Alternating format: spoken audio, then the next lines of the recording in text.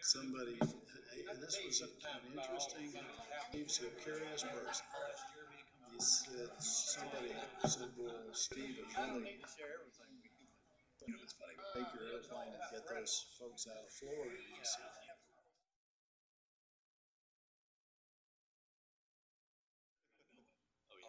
so he came over.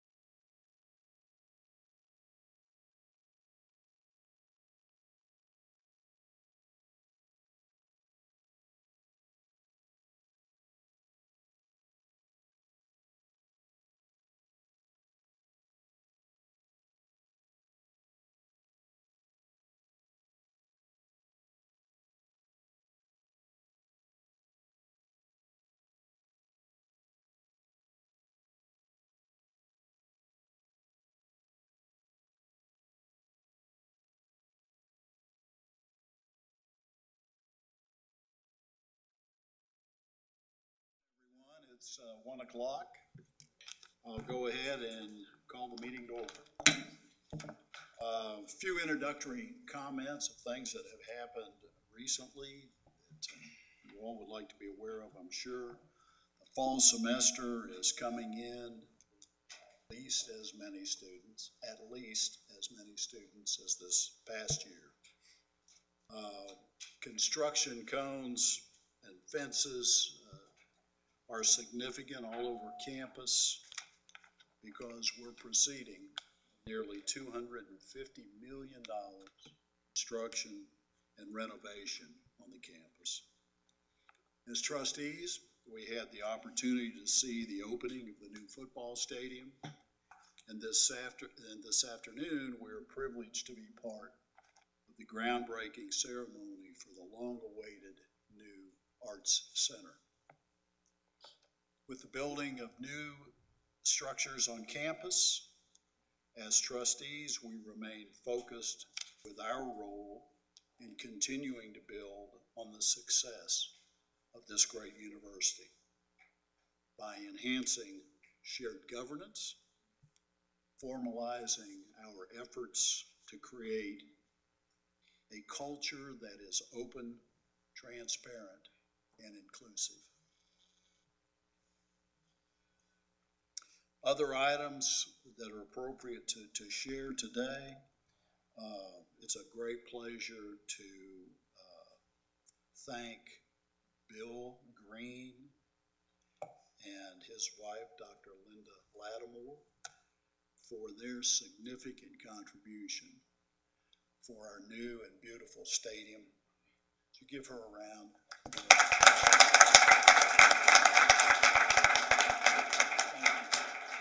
Thank you, Linda. I'd like to take also the opportunity to thank Eastman Credit Union, who recently donated $250,000 for our new engineering program, necessary equipment for our new engineering program. This program is being offered through a partnership with Tennessee Tech.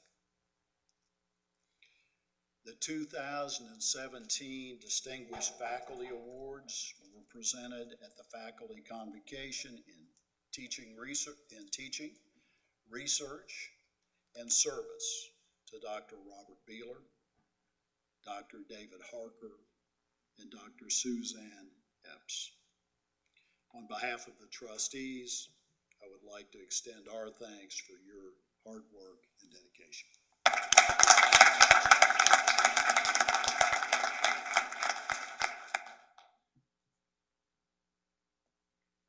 We are a veteran-friendly campus. ETSU has approximately 500 students that are veterans and veteran dependents.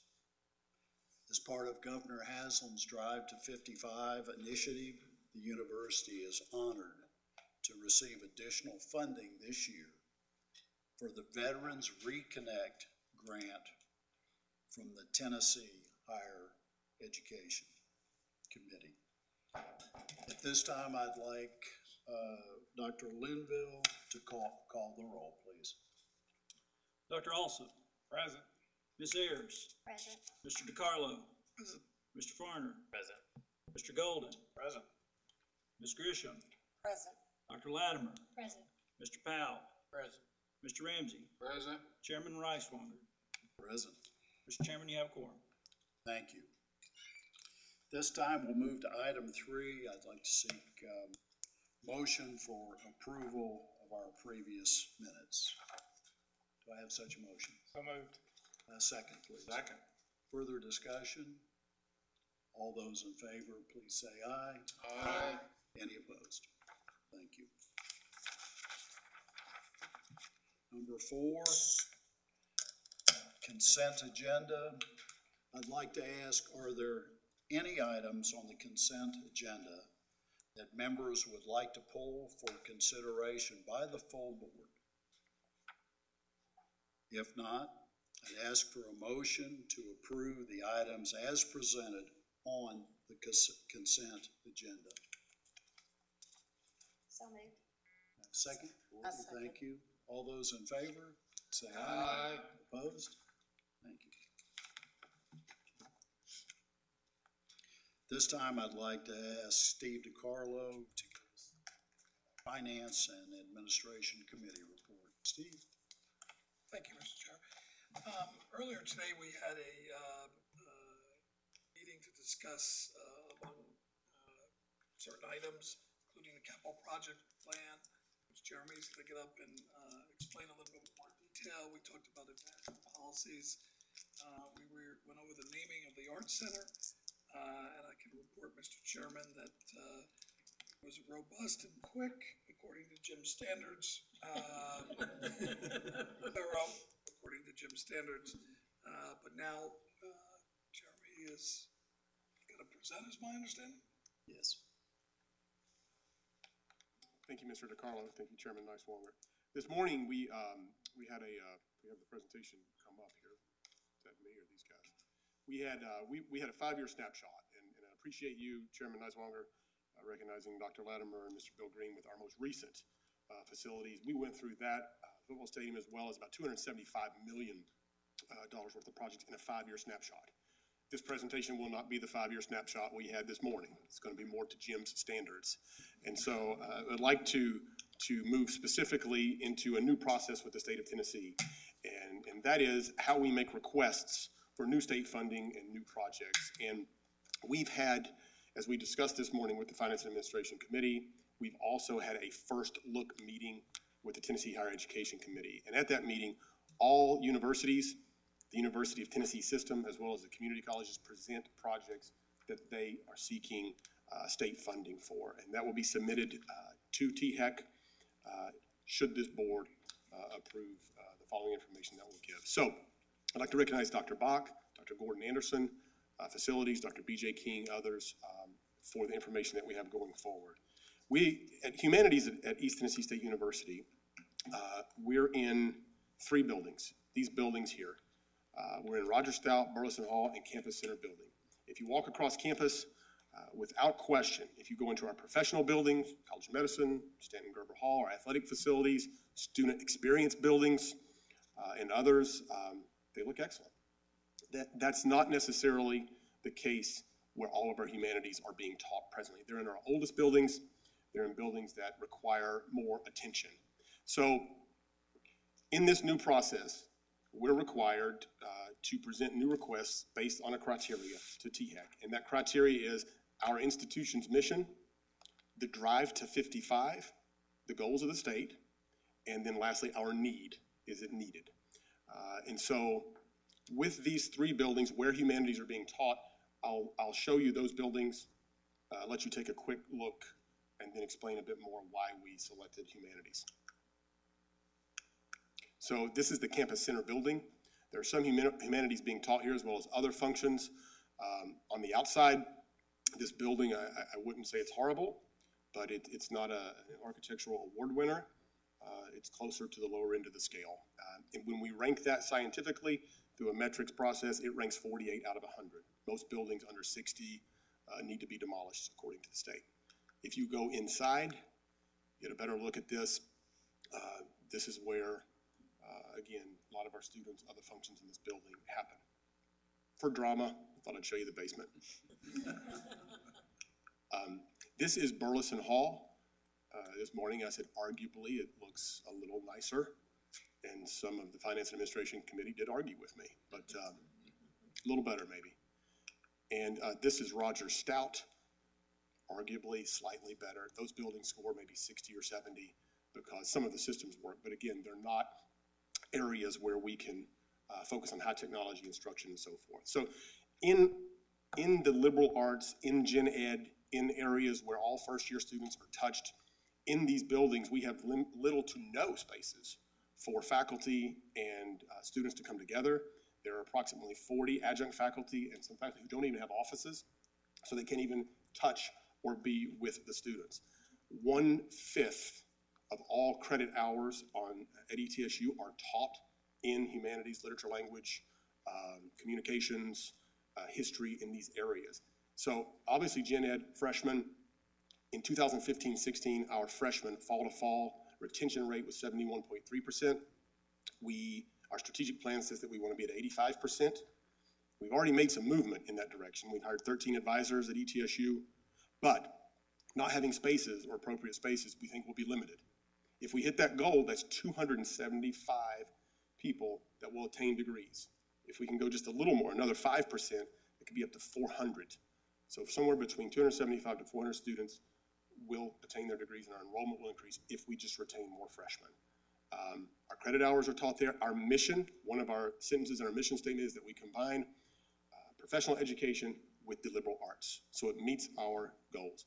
In the master plan, it shows that we have 156,000 square feet of efficiency in space, and most of that is in the arts and sciences or in the humanities. So I've shown you where it's being taught. For comparisons, I want to show you Northeast State. This is their humanities building. Very nice building. Quick look. Here's the interior. And here's some of the classrooms. I didn't show you Science Hill. I didn't show you other high schools. But without question, students that come from these high schools, they go to, as even mentioned this morning, Walter State or Northeast State, and then they come to a four-year institution, and it's a step backwards. And it is not on par with all of the other spaces that we have. I will tell you, at the THEC meeting, another university system actually presented, and they had a building rated 64 or 65, and they thought we may need to tear that down. That's our level, and we have some at 48. So we think it's based on the criteria that's put forward, that it makes some sense that campus center building, it would come down most likely because of its rating, and a 5-story building, 100,000 square feet would go back. It's a $76 million project, and then we would have some monies for some renovations in backfill space as they move forward. But in essence, in the center of campus, off of the green space, East Tennessee State University would have our freshmen, gen ed, all other students who are touched by the humanities in one place with faculty and staff in those activities, and that was presented. These are just some forms, some of the ratings. This is an aspirational picture, not that the one on the right is what we want this to look like, but I will show you some of their classroom spaces, high technology, very different looking building, as well as those gathering spaces we were talking about. So that is the new request for capital. There's a new approach also for capital maintenance. In the old system, you had to apply for a specific project, and then you would receive maintenance money for certain projects based on a criteria. And many times it was safety, code-related, things of this sort. Now, what is happening at THEC is they're saying, based on your square footage, based on some formulas and use, we're going to come up with an allocation and let the campuses determine where they think the needs for maintenance should be expended. In this case here, you can see 8% is what that formula shows would be allocated to East Tennessee State. That's $9.5 million. Of that $120 million based on the formula. That doesn't mean we would get $9.5 million, but that's what THEC is recommending. In the past, that characteristically has been about half. But again, this is a new year, it's a new environment. I can't tell you what that would be. So we do submit projects. You have this in your materials, the top 5 there. Those, we do have to show that we do have projects, maintenance, and needs. But should 2 or 3 million come of that 9.5 or 7 million, the campus would get to make a decision on how that money was expended. So I won't belabor what could be somewhere between 2, 3, 4 million up to 9.5. But we do have a 5-year plan. I've listed these projects here, and I listed just a couple. One of those valves you see, if we have a problem on campus, we shut water off for the entire campus many times because we have 30 to 35 valves that need to be replaced. They're about $10,000 a piece. We could conquer that one easily. Below you see Memorial Center, that's graduation. It was supposed to see Memorial Center 14,200. We're at 9,600 under current codes. Fire marshal will allow us. And so we have a lot of situations where someone comes to graduation and we have to say, you can't sit in this section or on this side because you've met the maximum. You have to go on the floor or you have to cross to the other side. And there's, as well as concerts, other events. These are just some of the things. We look out 5 years. We know warranties. We know how old roofs are. We have a team that studies efficiencies in energy, ways that we can save operational dollars. And so we work as a team and we try to come up with priorities with that money when it comes through. So that's the capital maintenance. Brief update on capital severance, the last item. there are 5 things that THEC is asking us for, and to sever at the end of this year. One is organizational structure. We simply are providing information. If someone at TBR performed a function, who at ETSU was performing it? And so you can see that. We identified those people. Our staff have actually been in Nashville with those fulfilling that role. We're there 6 times a month. Many times, for example, if it's designer selection or a lease, our staff is with the person who did it at TBR and saying, let me enter the lease with you here. Let's make sure it's entered into the system and it gets to the State Building Commission in the form that they like it. That is going well. Feedback that I'm having is East Tennessee State University staff is highly qualified and are on track to sever by the end of the month. Second one, single source of information. We have a communication plan that's in place. 3 are all of these things that they want on a website so that architects, contractors, and others can communicate. We are working on that. We are going to adopt TBR's policies, procedures as they have them at the onset, and then from there, we will have to manage the process moving forward. 4, working with regional architects on state contracts or contractors on small projects. We're familiar with this. We've been doing this for the last several years. And then the last one is training in a data management system. And most of that is in a system called PITS. And again, this is what the State Building Commission likes to receive information in this way. We do have access, we are training, and we're on track. So that's an update on capital severance. Essentially what we're asking today is that you would see that the humanities building is this board's #1 priority to submit that forward, and the capital maintenance projects. Any questions or? Questions for Jeremy? Pretty exciting time. Thank you. Thank you.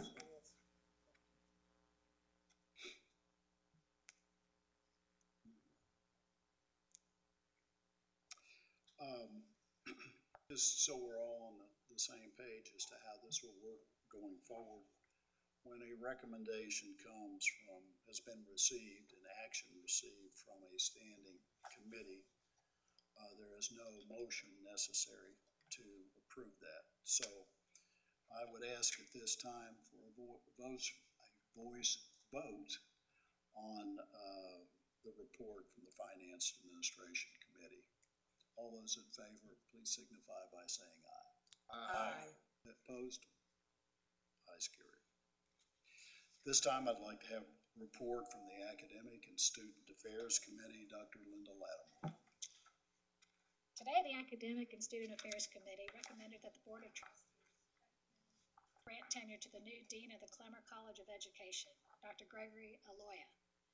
Dr. Aloya brings a distinguished record of achievement to his role as Dean, having most recently served as President of the College of Coastal Georgia from 2013 to coming to ETSU. We're very fortunate to have Dr. Aloya with us here at ETSU. With the board's approval of the university's strategic plan back in March, this morning the committee heard a presentation on a comprehensive annual calendar. This is a mouthful. For strategic planning, operational planning, institutional effectiveness and evaluation reporting, and of alignment of planning with budget. Additionally, the committee received an annual report of the THEC ETSU Chairs of Excellence and routine notice of the academic actions taken by the university. I'm pleased to report to the board that the committee had a very informative and busy meeting this morning. I appreciate the work of the trustees, the faculty, the staff, and all of their preparation. There are no other actions the committee asked this board to take today that were not on the consent agenda. Thank you, Dr. Lattimore. Next, item 7, report from the Audit Committee, David Golden. Thank you, Mr. Chair. I have 3 items that did not make the consent agenda that I will highlight for action as I give the report and then turn it over to the chair for those actions. Okay. We met this morning as an audit committee. If you haven't attended, we have a good time. We have a great committee, and I really appreciate the audit committee's effort to dig in and ask good questions. And I can't say enough about our audit staff, particularly the leadership of Becky Lewis.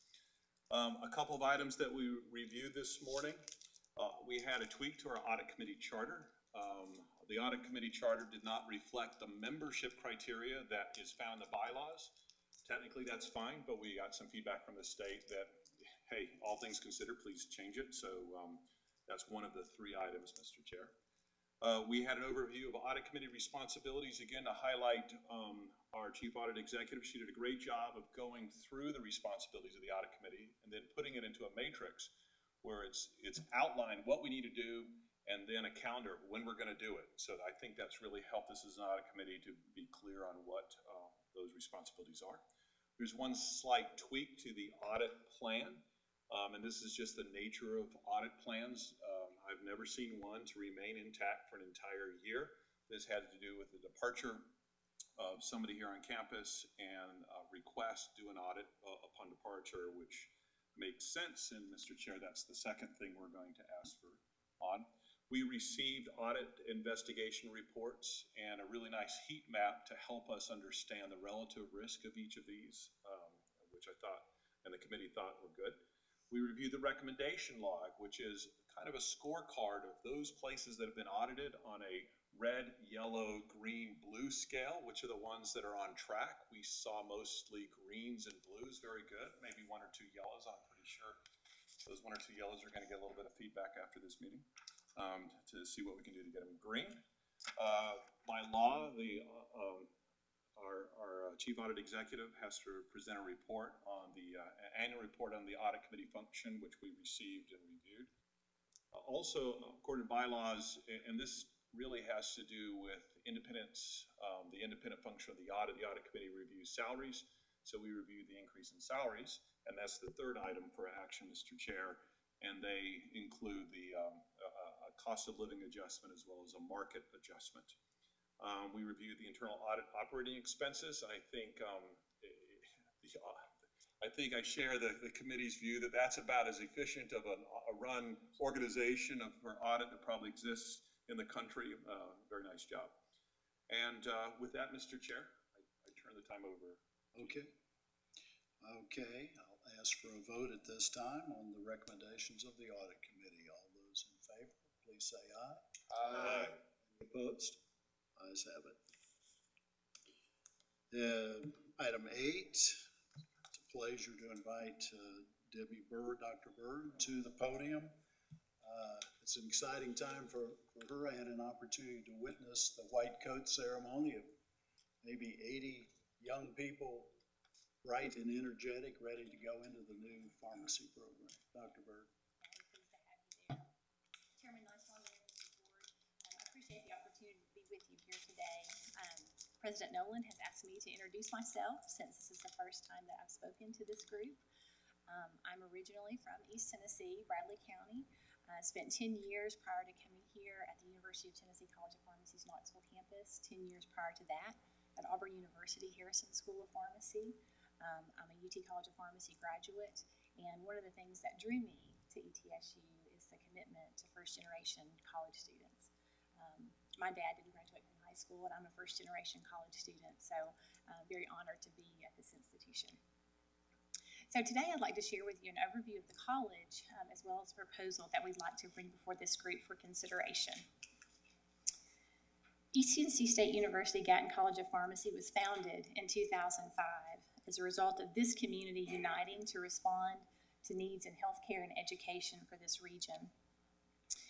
There was a significant pharmacist shortage at that time.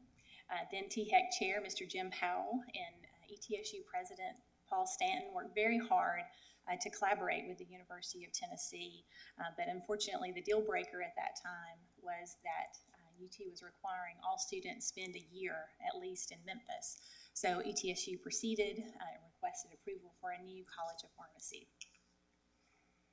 Then Governor Phil Bredesen challenged the citizens of East Tennessee and the Southern Appalachian region to raise $5 million in 90 days to demonstrate support for this endeavor. Our funding model is unique as the only privately funded institution college in a public university. Private tuition target was set at the 50th percentile of peer private institutions to provide ongoing revenue for the college.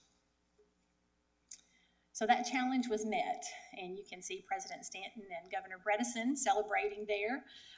This community raised $5 million in 58 days. That show of financial support and grassroots initiative resulted in the approval of ETSU Gatton College of Pharmacy. We have stayed true to that financial model since that time, and a few years ago, the college even requested an audit to confirm that we had not used state dollars. Our model has been a tremendous success. The inaugural class that's pictured here graduated in 2010, and since that time, over 600 have graduated from ETSU Gatton College of Pharmacy. That pharmacist shortage has been addressed, and graduates are still highly sought after.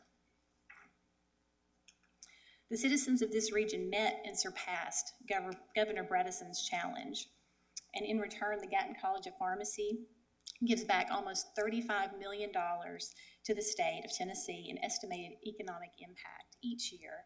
Over the last decade, as a self-supporting academic entity receiving no state funding, the ETSU Gatton College of Pharmacy has grown and matured from a regional presence to a national presence.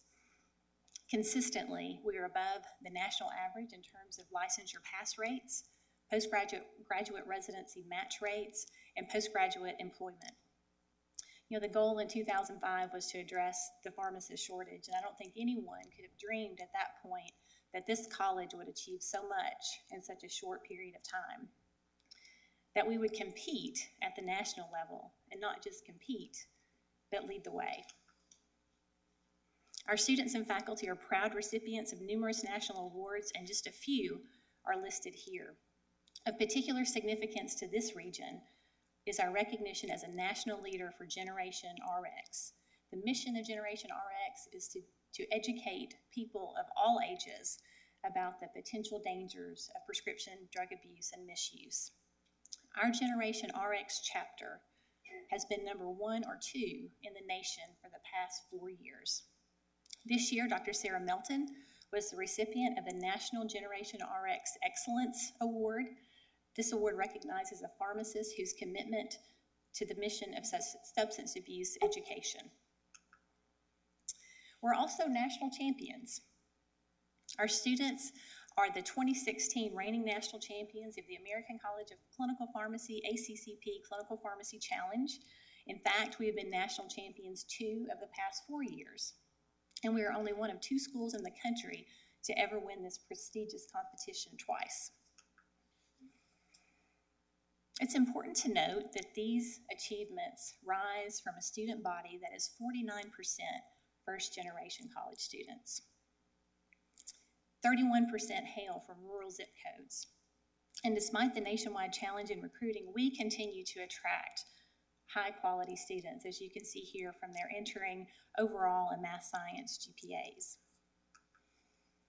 In addition to their strong academic performance, our students bring with them a high percentage of bachelor's and master's degrees, and we could not be more proud of our students and their accomplishments on behalf of Gatton College of Pharmacy and East Tennessee State University. Finally, our college has been recognized as a top 3 college of pharmacy in the U.S. Since 2005, 44 new colleges and schools of pharmacy have opened in the United States. And according to U.S. News and World Report, only 2 colleges outrank Gatton College of Pharmacy. And keep in mind, we've only been around for 12 years. Imagine what we can accomplish in 120 years. One thing all 3 of these top 3 colleges have in common is they're part of an academic health sciences center. Gatton College of Pharmacy is part of the ETSU Academic Health Sciences Center. ETSU serves as the anchor and the health sciences nexus for East Tennessee. The richness and diversity of the academic offerings in health sciences gives ETSU the advantage of being a leader in interprofessional education, which has become the standard in healthcare education and practice. ETSU Gatton College of Pharmacy offers the Doctor of Pharmacy, or PharmD, degree as our primary degree. It's a 4-year program that requires a minimum of 2 years of prerequisite coursework. In addition, our students have the opportunity for degree completion with a BS in Pharmacy Studies and dual degrees, a PharmD MBA with the College of Business and Technology, and a PharmD MPH with the College of Public Health. We also offer postgraduate residency and fellowship training opportunities in ambulatory care, internal medicine, and prescription drug abuse prevention and treatment. Our college consists of 310 students and 55 faculty and staff. Those faculty and staff are pictured here. 40% of our student body are Tennesseans. The faculty at ETSU Gatton College of Pharmacy put students first. That's evident not only in the classroom, but in their scholarly work as well. Students are authors on about 1/3 of faculty peer-reviewed publications, and students are presenters in virtually all of our faculty poster presentations. Overall, faculty have produced more than 700 publications and presentations, and they've been awarded over $2.5 million in grants and contracts. In our Department of Pharmacy Practice, 13 clinicians provide care through more than 16,000 patient care encounters at 14 different sites each year. I mentioned earlier that our funding model is based on maintaining tuition at the 50th percentile of peer private colleges of pharmacy. You can see we are successful to that end, and our tuition is middle of the road when compared with private schools, and this is our primary source of revenue. Our average annual tuition increase of 3.6% over the past 5 years has remained below that of Tennessee universities and colleges. About 2/3 of our budget supports personnel, and about 1/3 supports operations, and we're very good stewards of those tuition revenue dollars.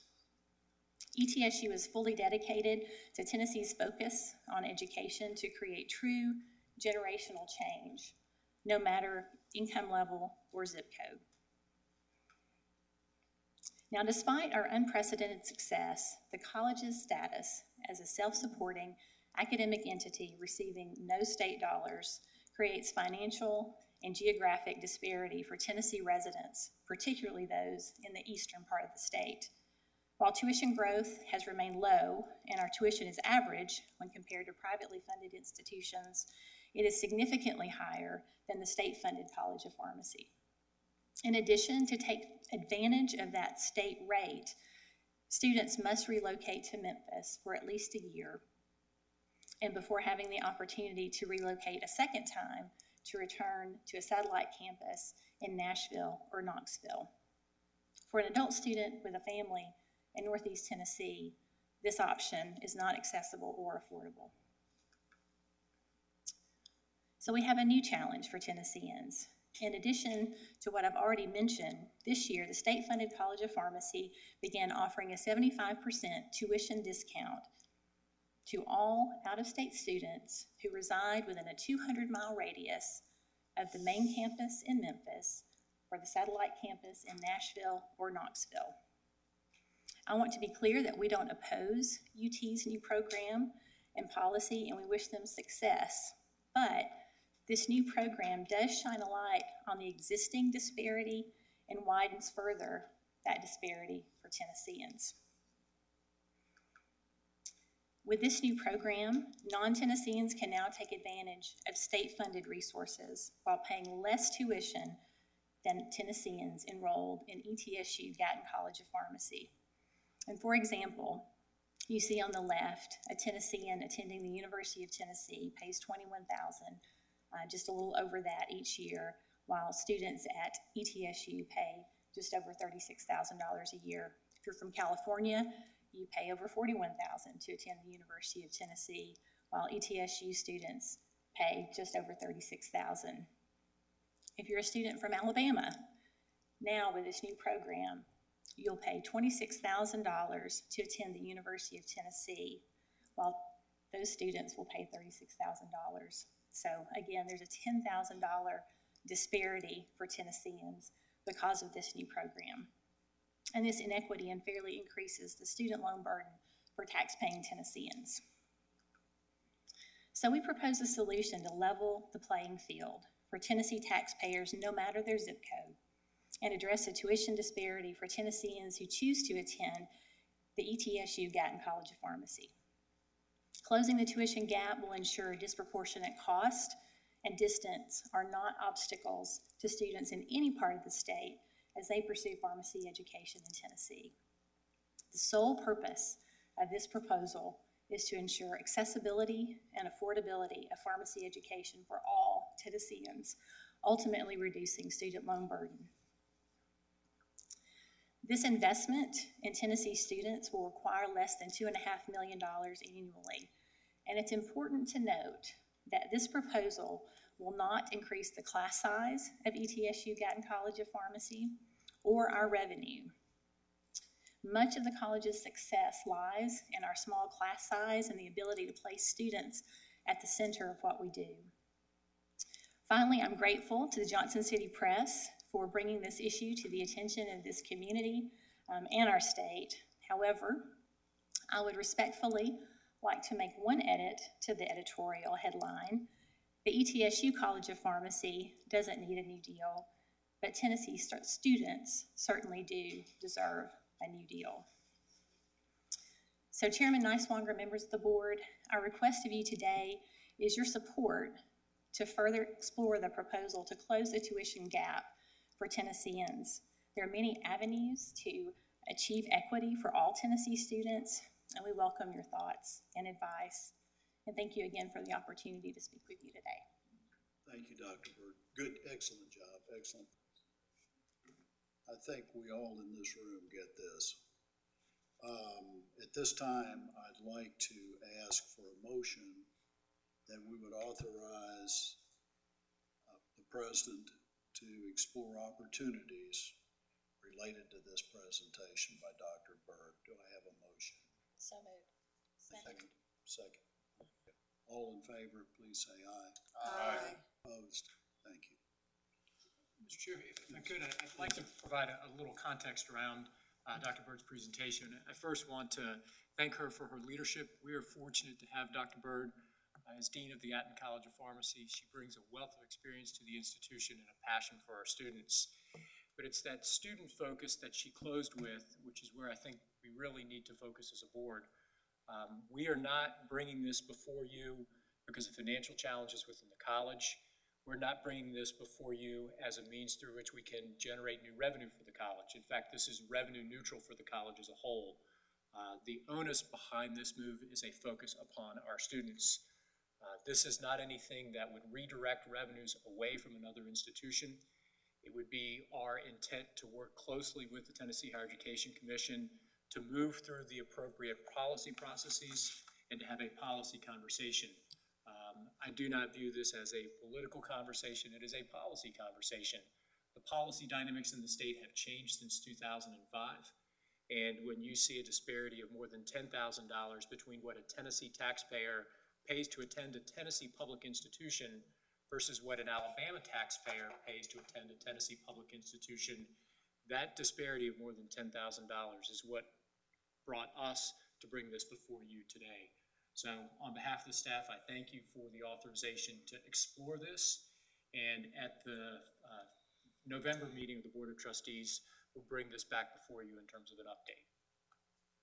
Thank you, Dr. Mullen. Item number 9, at this time, it's a pleasure to ask Dr. Wilsie Bishop to give us an overview on Health Sciences Center operation. Thank you, Chairman Niswonger, members of the board. You can see that having people like Dr. Bird in our academic health sciences makes my job a lot easier. She does an outstanding job. Thank you, Debbie.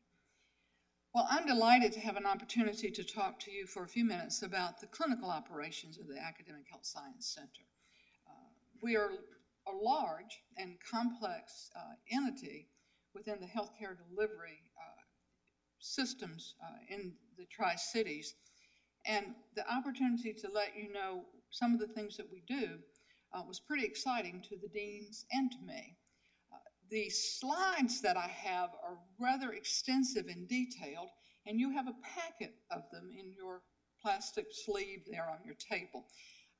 I will not go over, and I know you're saying thankfully, every word in those slides. I have my back of the envelope highlights that I want to talk to you about on each one of those slides that will help you know a little bit more about what we're doing in the clinical arena.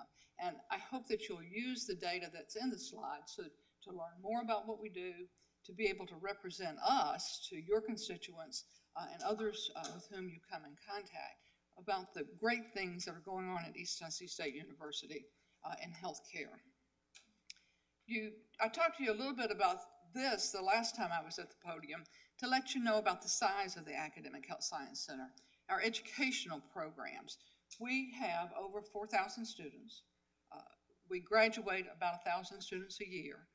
And you can see the significant number of baccalaureate, master's, and doctoral programs that we have. We make a difference to those people in this region who receive their health care. We staff hospitals and clinics. We provide teachers and educators and researchers. And all of this has come about to fulfill the mission for which many of our programs were originally established. And that was to provide healthcare providers to this region.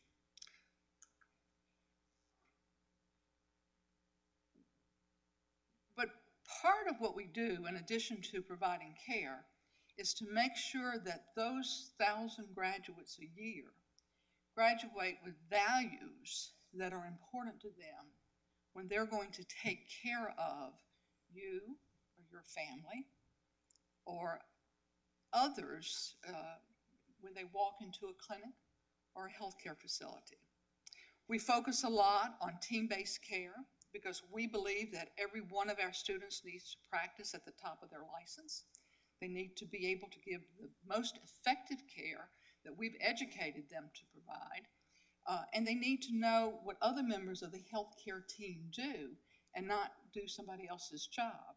Because when people focus on what their job is and work and put their skills together with other people's skills, they can provide more effective and more efficient care. So we have a reputation really nationally for the work that we're doing in interprofessional education that provides team-based practice procedures, understanding, skills, and values. When I asked one of our faculty for some information that I needed for this presentation, he sent it back to me very quickly. And I noticed at the bottom of his email, you know how some people will put quotes that kind of say, provide you with their philosophy. The quote on the bottom of his email was, "What you do makes a difference, and you have to decide what kind of difference you want to make." And that's a Jane Goodall quote. And when I got that in the middle of preparing this presentation, and yesterday after meeting with our students and our faculty who were in one of our interprofessional education days, I thought I have to share this with you because that's what we want our graduates to leave with, the understanding that what they do makes a difference. And they're going to make a difference to people in some of the most vulnerable times of their lives. So as I talk about our clinical operations, I hope you hear also that not only are we looking at providing care, but we're looking at providing care that is caring, that looks at the whole patient, patient's family, and the patient's community as we focus on population health as well as individual health at the Academic Health Sciences Center. Now, you know there are only about 130 academic health science centers in the country, and we are one of them.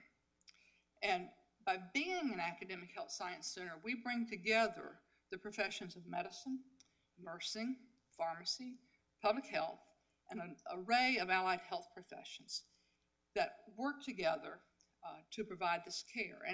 And the other thing that I want to be a take-home message for you, besides that we're developing people who care and have values that they apply when they are providing medical assistance, is that our clinical operation is more than just the College of Medicine.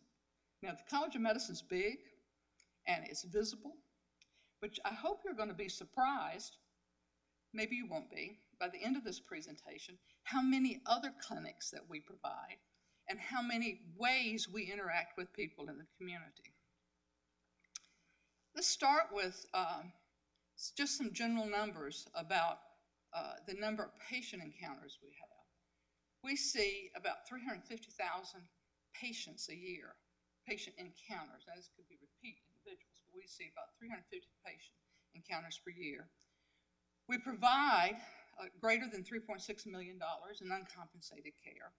And when I talk about some of our other clinics, particularly our nursing clinics, which are health safety net clinics, I'll talk about their proportion of TennCare, Medicaid, and private third-party payers.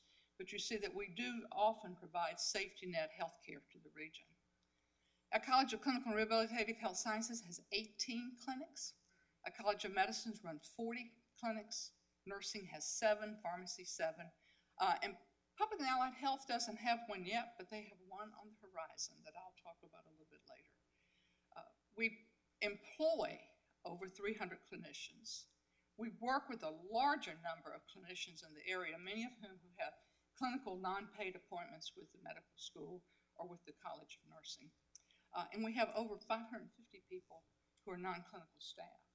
So we're a fairly large enterprise. I asked some of the deans, how did that compare to other practice groups in the area? And we are of moderate size, and in fact, in many ways, we are one of the larger groups in medicine, and we are certainly what we're doing in nursing and clinical and rehabilitative health sciences is work that you don't see at many colleges that have these programs because they don't have the clinical orientation that we do.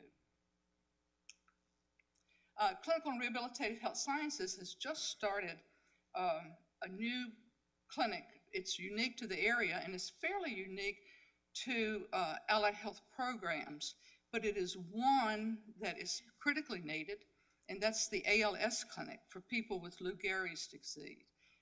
Until we started our clinic, people had to travel to Durham generally, or Nashville, to provide some of the care and assessment they have. This is a way that Dr. Samples and his folks have brought together rehab professions to do what they do best, and you'll see that there's a large number of rehab professionals, about 9, who meet with the patients and their families once a month when they come in for assessment. Dr. Joe Smitty is doing volunteer time for us to be the physician proctor for this clinic, and we appreciate his contribution. We've had an audiology clinic for a long time. We've had dental hygiene clinics for a long time, but Clinical and Rehabilitative Health Sciences is also now starting a unique program in concussion management, where they work with our football team and our other athletes to do assessments, and we will have speech-language pathologists available to do that upon graduation, something that's unique among schools in the South. They also operate a high-risk neonatal clinic, working with other health professions and with our College of Education. They have a cochlear implant program, and they have just started, something that we're very pleased about, a new residency program in physical therapy. This is cutting edge so that we can have graduates of physical therapy programs now go for advanced residency training, just as we have in pharmacy and just as we have in medicine. And this is being done in partnership with VA Mountain Home Medical Center. We have future plans for a residency program in sports and in neurosciences, and I think that'll make a big difference in drawing physical therapists who have graduated to this region and providing some of the specialty allied health activity for our region. The College of Medicine, as you can see, does have the bulk of our patient encounters with nearly 300,000 themselves. They have about 700 clinic sessions per week. They provide over $2 million in uncompensated care. They have 181 clinicians, and they have a total of almost 500 non-clinical staff between MEAC and family medicine. Dr. Means wanted me to tell you that we don't make our family medicine staff work harder, since you see that MEAC has 426 and family medicine only has 50. There's a little difference in the way they run their clinics and the services that they provide at the clinics. Our College of Medicine clinical services are provided both through the University Physicians Associates, which is our MEAC group, and through our family medicine clinics. And I wanted to take a moment to explain the difference, because when we talk about family medicine or we talk about university physicians, people say, well, why do you separate the two? Well, a little bit of history. Interestingly, when we were establishing the College of Medicine here in the 1970s, the state offered an appropriation to East Tennessee State University to establish the family medicine residency program so that we could have family medicine physicians and residents available when our medical school accepted students. We continue to this day to receive a separate appropriation for family medicine. We also receive an appropriation for medicine, and the university receives an appropriation. Our other clinical programs, except for pharmacy, receive their funding through the university's clinical appropriation. The family medicine physicians are primarily salaried. We pay their salary. They do not work on a incentive basis. The university physicians and associates physicians, the rest of the medical school, are members of this not-for-profit professional organization, and they have an incentive to their salaries. They have a state base, and then they have a incentive based on the amount of care that they deliver. So you can see that within the structure, we have a strong incentive for family medicine physicians to be educators and be involved in committee work and other activities. The physicians who do the education, committee work, and other activities, who make their total salary through the university state salary and the portion that comes through MEAC, really do what they're doing for their love of teaching and being a part of the clinical education process. But this is not unusual in medical schools, and it's often done this way in order to allow us to attract academicians so that part of their pay comes from the state and then part of the pay comes from their practice.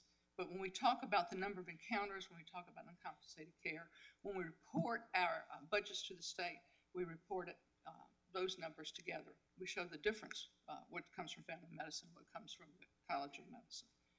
And that was probably more than you wanted to know, but I thought it might be helpful to have that background. Our College of Medicine has been leaders in developing patient-centered medical home practice. This is a way of value-based care. Our family medicine clinics in Johnson City, Kingsport, and Bristol were some of the first clinics in the area that were certified in this. Internal medicine provides an array of internal medicine subspecialties such as cardiology, dermatology, endocrinology, hematology, infectious disease, medical oncology. And we have students and residents who participate with our physicians in each of those areas. OBGYN has the anticipated and expected maternal fetal medicine care. We have psychiatry. You can see that we work closely with Woodridge and the VA in some of our psychiatry activities. I'm turning pages, but not clicking fast enough. General surgery. Our general surgery program really prides itself on providing graduates who focus on general surgeries as a specialty, so that we place surgeons in rural areas. So they get a lot of practice that they may not get at some larger health centers in doing general surgery procedures, and they're well prepared then if they go into a rural area and practice. So they work with our faculty practitioners and get extensive experience there. I want to call your attention to some of the contract services that we provide, and these are particularly important because they assist our two healthcare systems provide the level and sophistication of care that they provide to the people of this region. Our family medicine physicians take all of the unassigned family medicine and pediatric patients at Holston Valley Hospital. So if someone goes into the emergency room and they don't have a physician, then they'll be assigned to our family medicine physicians, and we do that through contract with Holston Valley. We have contracts in internal medicine to take unassigned patients in both Kingsport and in Bristol. We're the medical oncology physicians for the Johnson City Regional Cancer Center, and you'll notice that we're an exclusive provider for this cancer center. For OBGYN, we take all of the unassigned obstetric patients at JCMC. We do pathology forensic services for the 8 counties. And our pathology forensic services are unique. Our Building 7, which is on the VA campus, is a combination of county, all 8 counties were involved, the state, and the federal government to build this facility. And you'll see in a minute, if I didn't pass through there too quickly, the number of autopsies that we do in a year. I passed too quickly. We do 656 forensic autopsies a year from the 8 counties in Northeast Tennessee. And that has been significant to this region to have this service available here. And autopsies don't have to be sent out beyond the region. In pediatrics, we are the hospitalist physicians for Niswonger Children's Hospital and for Johnston Memorial in Abingdon. We also provide pediatric subspecialties in endocrinology, gastroenterology, neurology, the newborn and neonatal intensive care unit, and the pediatric intensive care unit at Niswonger. And we are staff the psychiatric unit at Woodridge, and we provide physician staffing and surgery for the Level 1 Trauma Center, both at Holston Valley Hospital and at Johnson City Medical Center. So those contracted services mean that our healthcare partners count on us to provide physicians who provide those services. You'll see that we have some 260 residents and fellows, and I have provided for you, and I'm sorry the slides aren't very good, but you can't see it. It looked really nice on my computer screen, but it's a little light in this room. It obviously is equipment here, not I'm sure. I'm practicing. I told someone this morning that women always think it's their fault, and men think it's the equipment's fault, so I'm trying to act more like a man.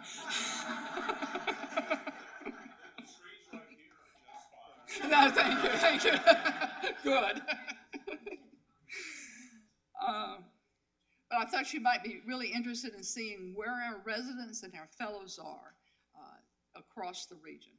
We could not provide the education we do without having our residents in all of these healthcare facilities.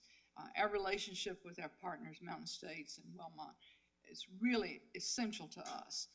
And we've been working very hard with them as they've had their discussions about the merger to make sure that we continue to have that kind of working relationship and that we will continue to grow together. But wherever we have residents, that we are providing clinical services directly to patients 24/7 if residents are in one of the clinics. Our College of Nursing, as I've already mentioned, provides significant safety net clinics. We have the 5th oldest nurse-managed clinic in a university setting in the country, and that was the downtown clinic that was started here in Johnson City. Soon afterwards, the clinic in Mountain City was formed when the hospital was ready to be closed, and it started as an extended hours clinic to serve the citizens of Mountain City. The nursing clinic sees about 1/3 of their patients are uninsured.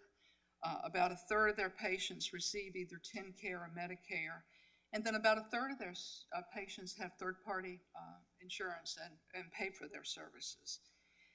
They have been very fortunate in receiving significant funding from the federal government, from HRSA, the Human Resources and Services Administration. In 2012, they built this new, or completed the new building where the JCCHC clinic is now, right behind Woodridge Hospital, with a $7 million HRSA grant. They're constructing currently a $1 million day center in downtown Johnson City. That was also a HRSA grant. It's replacing an existing day center. In fact, they're building it in the parking lot, and when the new building's built, they'll tear the old building down and they'll have the new building. But this provides not only health care, but a place for the homeless to have an address so if they're applying for a job. They have a place for their employer to contact. We have licensed social workers. We do life coaching, addiction counseling. for those individuals who use the services of the day center. I've already mentioned the Johnson City Healthcare Center, which provides a wide array of services, including dental care and a pharmacy that's available to the patients of the clinic. We also have clinics in Mountain City that started as extended hours. It's still called the Extended Hours Clinic, but it operates on a 5-day-a-week, 9 to 5 schedule, and that's done in partnership with Mountain State's urgent care hospital that's in Mountain City, providing primary care, pediatric care, prenatal care. We have a Hancock County school-based clinic, which becomes a primary site for health care for many of the people of that county because they're in both the elementary schools and in the high school there. So they do a lot of education as well as providing basic primary care. And perhaps very importantly to those of some of the folks in the room here is the College of Nursing runs the ETSU Student and University Health Center, and they provide healthcare services to the nearly 15,000 students who attend East Tennessee State University. So kind of to summarize what their clinical activities is, they have 7 clinics that run from Sneedville to Mountain City.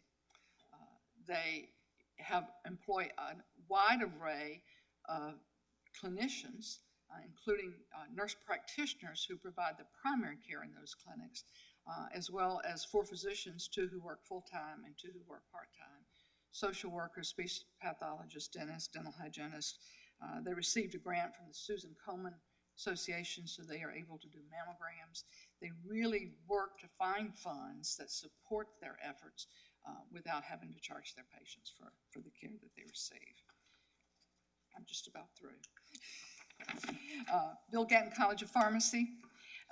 Dean Byrd wanted me to make sure that I clarified in this slide where I talk about the number of encounters they have. They interact with about 16,000, almost 17,000 patients a year, particularly those with polypharmacy who have significant drugs, prescriptions, and drug interaction impact.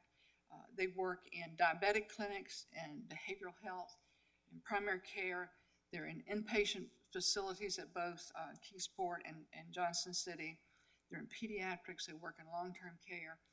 They are in our ambulatory care clinics, and in fact, the work that they do in the ambulatory care clinics has received significant recognition, and she and her team, along with Dr. Reed Blackwelder, who is interim chair of our Department of Family Medicine, and I got to go along too, was invited to Ireland and Scotland this spring to talk about what we do in team-based training and the unique opportunity of having clinical pharmacists in an ambulatory care clinic and how they work with the patients related to their pharmaceutical needs, allowing the physicians to have the time to focus on their other healthcare needs. So this has been a pretty special opportunity that our College of Pharmacy has taken the lead on. But what she wanted me to make sure I said was, I first said primary care, pharmacy care is not reimbursable, and she wanted to make sure I put yet in there. Because the Tennessee Pharmacy Association is looking at ways to reimburse pharmacists. But what we have found is that the work that the pharmacists do within the clinic save physician times, and so it becomes a very cost-effective way to run a medical practice. And I think the more we model this, the more we'll get this word out, and I think we will change a culture in healthcare. But I like her attitude that it's not reimbursable yet. We do give a lot of care, though, because we are on contract with Wellmont or Mountain States for all of the in-service pharmacy care that we provide as part of their clinical teams in internal medicine. But there's just no way to quantify it at this point. Now, something you may not know is that pharmacy also has residencies too, and they have fellowships. And we have right now 2 pharmacy residents. We have residencies. We have an ambulatory care, a PGY2 that's with our ETSU Family Medicine Clinic. They work with all of the clinics in the Tri-Cities, and then we also have a PGY2 internal medicine resident working with Johnson City Medical Center. Our College of Public Health, again, not to be left out, they wanted to make sure that while they don't have clinics per se, they do place a lot of their students in mid-level management positions in clinics in this area. We do significant number of internships so that our students are learning how to be healthcare administrators. And coming this fall, they will get in the clinic business because they are partnering with Mountain States Health Alliance to open Over Mountain Recovery Center, which is an evidence-based treatment center for opioid addiction. It's had a lot of public attention as we have gone through this process. Dr. Rob Pack is extremely dedicated to making sure that this problem that we face in our region is addressed. The opportunities to provide counseling, provide hope, to have licensed social workers and others who will be working in this clinic will move from a model that many people have of what opioid addiction treatment is, that it's someone comes for medication and then they go and perhaps are disrupted. People they'll be working with are people who want their lives to change. If anybody will have hope of having their lives changed, going to this clinic that's going to be based on the current research in the field, and we'll have our public health workers, faculty and health workers working with them, I believe will make a difference, will provide hope. And so we're excited about that coming forward. Our academic health center is more complex than anybody ever dreamed it could be when it was started offering health education classes over 60 years ago. We are interwoven into the clinical fabric of this community. Within those 130 academic health centers across the country, we offer more complexity than many of them do. Many of them only have a College of Medicine and one other health profession school. We have 5. We have a broad array of clinics that reach out to people in various circumstances across the region. We've just been selected to be one of 2 institutions in the United States that's doing an alignment of institutional mission project with the Association of Academic Health Centers. This process has been a very good process of internal reflection. We'll have the opportunity to have some consultants come visit with us in February, help us look more closely at our internal accountability, that is how we structure what we do and how we interact with the university, and our external accountability of how we work with our healthcare partners in our region. Are we providing the quality of care that we should be providing? Are we providing the services that we should be providing? And how can we work more effectively? So we are really excited about this possibility. University of Kansas is the other school within the United States, and then there are 4 international academic health science centers who are also working on this project. Dr. Linville and I are real excited at the dialogue that we're already having internally, and we think it's going to make a difference for us. So I wanted to share part of our mission. If anybody's worked with Dr. Randy Wyckoff, you know he likes acronyms, and so you'll see that we're the ETSU AHSC, but those are our clinical missions into action activities. So we do want to provide healthcare leadership and policy and healthcare delivery. We do want to serve the rural and underserved areas. We want to provide compassionate, collaborative, team-based care. And I hope the take-home message that you'll have today is that all of our clinical activity, we hope to be developing those practitioners who will carry those values forward. Not only will they be skilled in their craft, but will they also be caring in what they do. Thank you for this opportunity. Thank you, Dr. Bishop. We will move to, well, are there questions? I'm sorry. For Dr. Bishop? What an amazing amount of work. I had no idea. I thought about slide 3, we're getting close to the end, and I didn't say I wished that.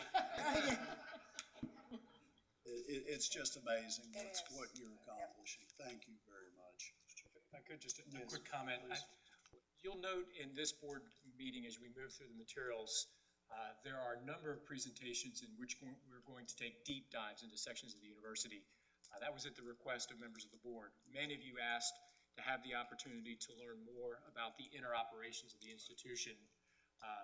The opportunity for you to truly learn about the operations of the Academic Health Science Center, I think, can really only be achieved if you get out and visit some of the clinics, and we'll try to set that up for you here in the next couple of months. But I do want to just encourage you to note within the slides, as you get back home and review the slides, the number of connections between the institution and Mountain States and the institution and Wellmont.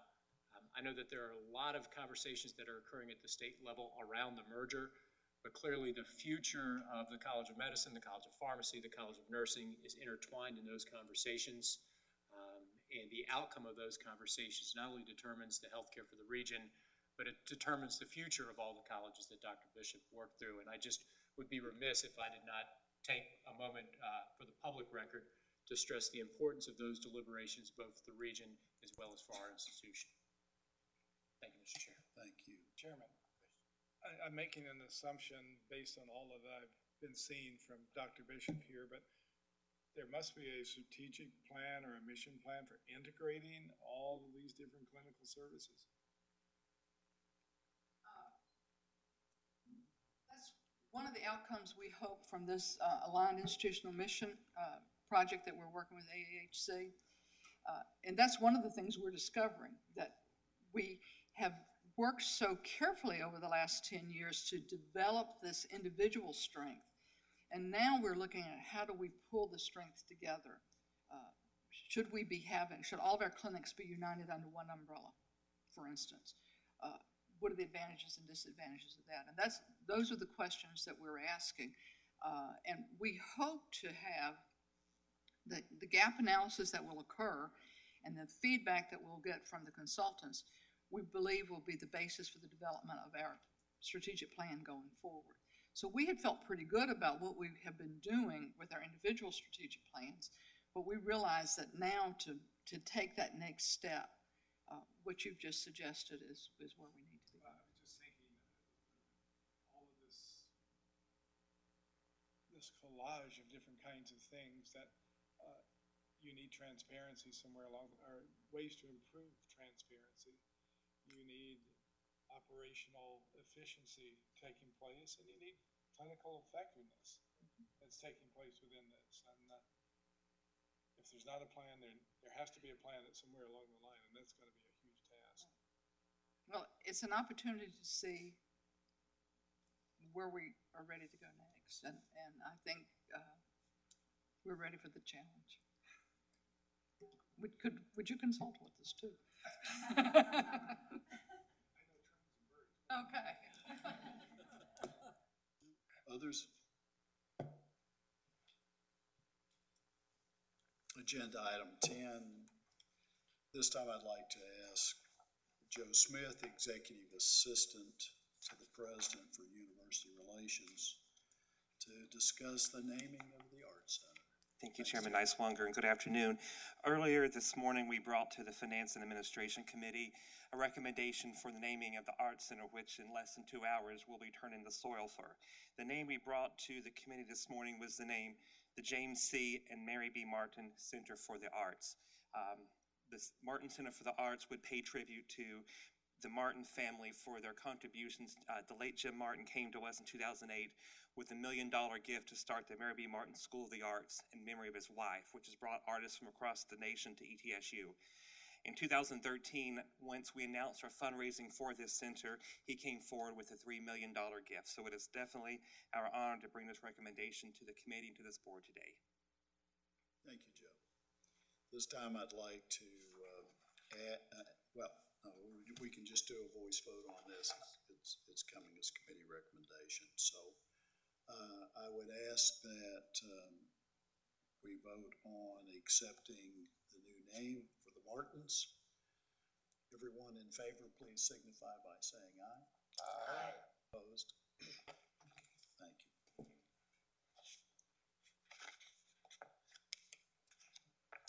Jennifer Clements is going to give us a presentation on the marketing campaign.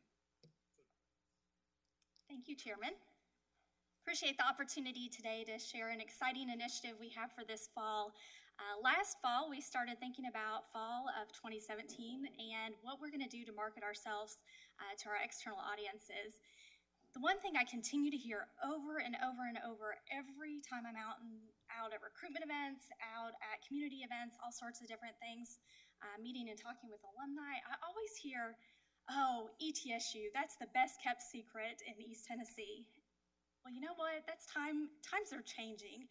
We don't want to be a secret anymore. We want to really share and be excited about what we're doing here at this institution. We're excited about what our students, faculty, staff, and alumni are all doing. Why not share that with the world? So this past spring, we worked together in our office and worked with others across campus to come up with a campaign that really helped to focus on this. And to do this, we first started by asking, what's our brand promise? What sets us apart from all the other institutions out there? What makes us stand out? And actually, this came to us pretty quickly because it really does make us stand out. Our brand promise is to improve the lives of the people of Central Appalachia. Plain and simple. That's what we're here for at ETSU. So we put together the brand promise. We took a look at our campaign goals. What do we want to do with this marketing campaign? So we came up with 3 different goals. The first one's to increase enrollment. The second one was to cultivate donor relations. And the third was to infuse that sense of pride among the campus, community, and even beyond. So how are we actually going to accomplish these things? Well, the best way to do that is to tell the stories of the institution, not through the eyes of the institution, but through the eyes of our students, faculty, staff, and alumni. And from this, we came up with a campaign called Where Will Your Footprints Lead? Because truly this is about our students. It's about where the footprints that they are making, where they lead to discovery, toward innovation, toward all different things, and we want to tell those stories. So let me first talk just a few seconds about the campaign tactics. So basically, we took a look at all the stories, what stories we wanted to bring into the mix, what stories could help to share these different things to our outside audience. And so basically, our campaign tactics that we came up with were to demonstrate that commitment, to not only this region, but beyond the region. What are we doing to commit ourselves to helping change things that are around us? How are we leaving our footprints? Talking a little bit about the economic impact and the development that we have when we're doing all these different things through these stories. The second thing, highlight creativity, academic excellence, and diversity. How do we as an institution, how are we celebrating those different things? Third, emphasize the collaborative nature of all of that we do. It's not just about the things that we do here on campus, but it's the ways in which we're working with others across the region and beyond to help make a difference and to leave footprints. And then the last thing, to highlight civic engagement and volunteerism. What are we doing? What are our students, faculty, and staff and alumni doing to really leave their footprints? So to start off, we launched our campaign back in August on the 21st, and today I'd like to share with you just a preview of our 30-second commercial. Where will your footprints lead? For over 100 years at East Tennessee State University, our footprints have led toward exploring possibilities, advancing scientific research, toward innovation, changing the face of education, toward accepting the challenge, every challenge, toward preserving our culture, our history, toward improving ourselves, our region, and the world. So I gotta ask, where will your footprints lead?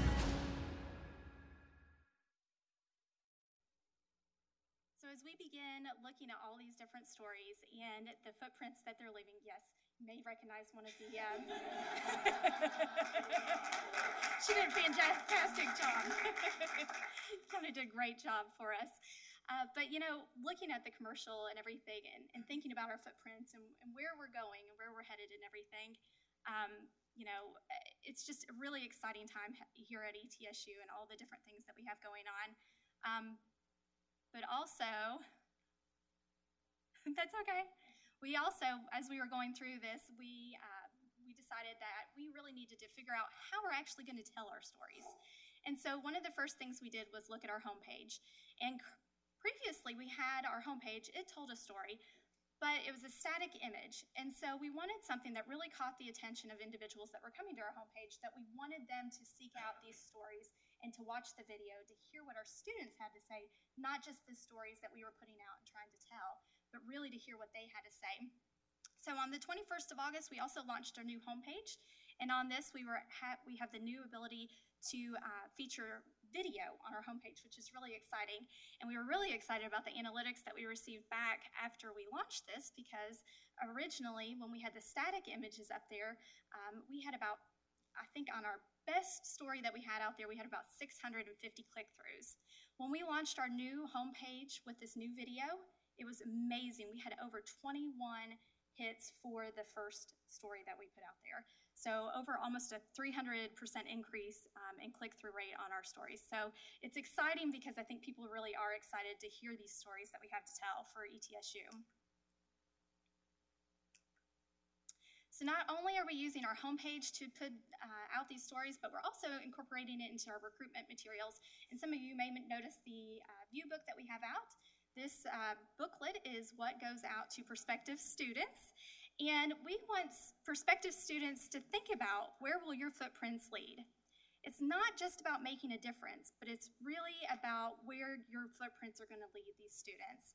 And so in our recruitment materials, we ask that question, but then we also show them how current students are moving toward adventure and telling the stories about the different wonderful things that they are doing while they're here at ETSU.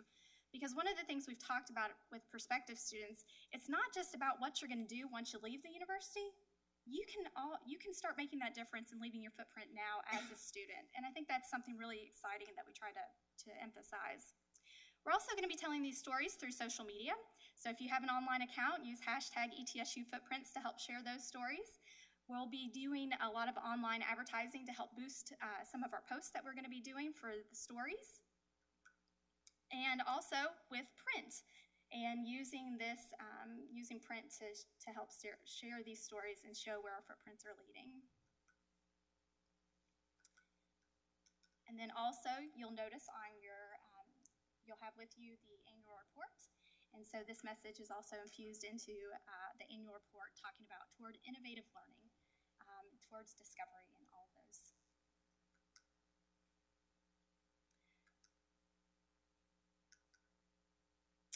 So we have all of these great stories that we're telling, but then at the end of the day, where are we putting these? Where can you find this information? And so we put together a microsite that houses all of these stories and compiles all of these stories that we'll use to direct all of our marketing campaign towards this specific website. So this is where we'll house all of the information. But also this site's very important because it leads back to our goals that we have for the campaign, and for our 3 action buttons that we have at the top for the apply, visit, and give, and those directly tie back to the correlation with our goals that we had set for the beginning of the campaign. So we're really excited about this campaign and encourage you to keep your eyes out on the website, etsu.edu/footprints. Check out the stories, check out the homepage. We'll be featuring those throughout this semester. Thank you. Questions for Jen? Are these available for the audience on the way out? Yeah, good. No question. A little comment, because I'm an ETSU graduate. This class going through right now is 40 years ago when I was here. I just thought about that the other day. 1978, this will be the 18th this year going through. And it is amazing how far we've come in the last 4 or 5 years with Dr. Nolan. I just want to congratulate him on that. That I think when he came in, we had, I don't know how many dozens of logos. I don't know how many that was. What we're seeing right there on that screen right now, about anybody in the United States of America right now knows that that's East Tennessee State University. Right. And that wasn't the case just a few years ago. And my friends across the state, whether it's from the basketball program, football program, when they see that big E with the Tennessee in the middle, they know it's East Tennessee State. And Dr. Bishop can stand up here all day long and talk about how great our health sciences program, they're great, but you got to get to people here first. You got to sell the brand first. And I think over the last few years, we've done a fantastic job. Dr. Nolan and others, Jennifer and everybody else have done a fantastic job of branding ETSU. And that's a huge change from just a few years ago. Yep, Just a comment. yep. Anyone else? Yeah. Moving to item 12, at this time, I'd like to invite Dr. Joe Shirley.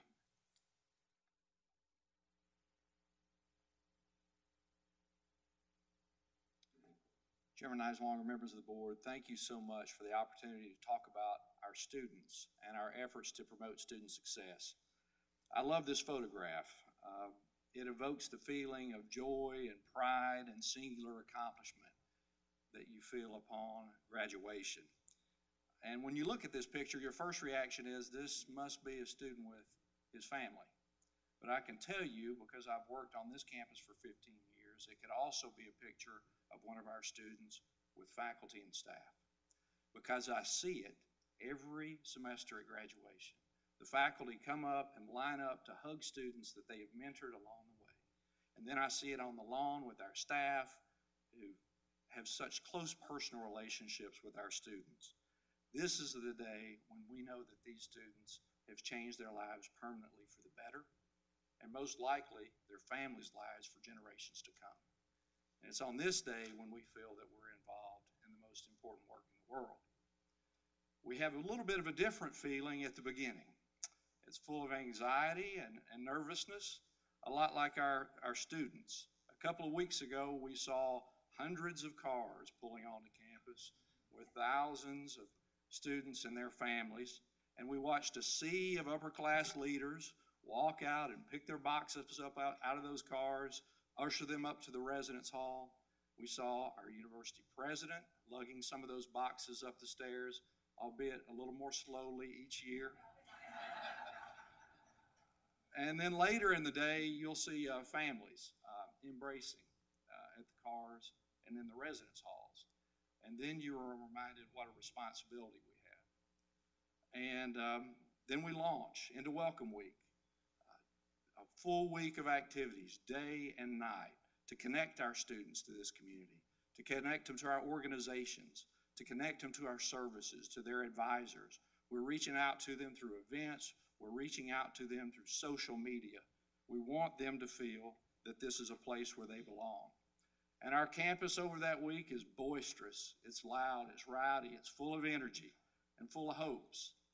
It's the best of our diverse democracy, as are our students. They are the wide-eyed freshmen looking to jump in with both feet and get connected here to a student organization.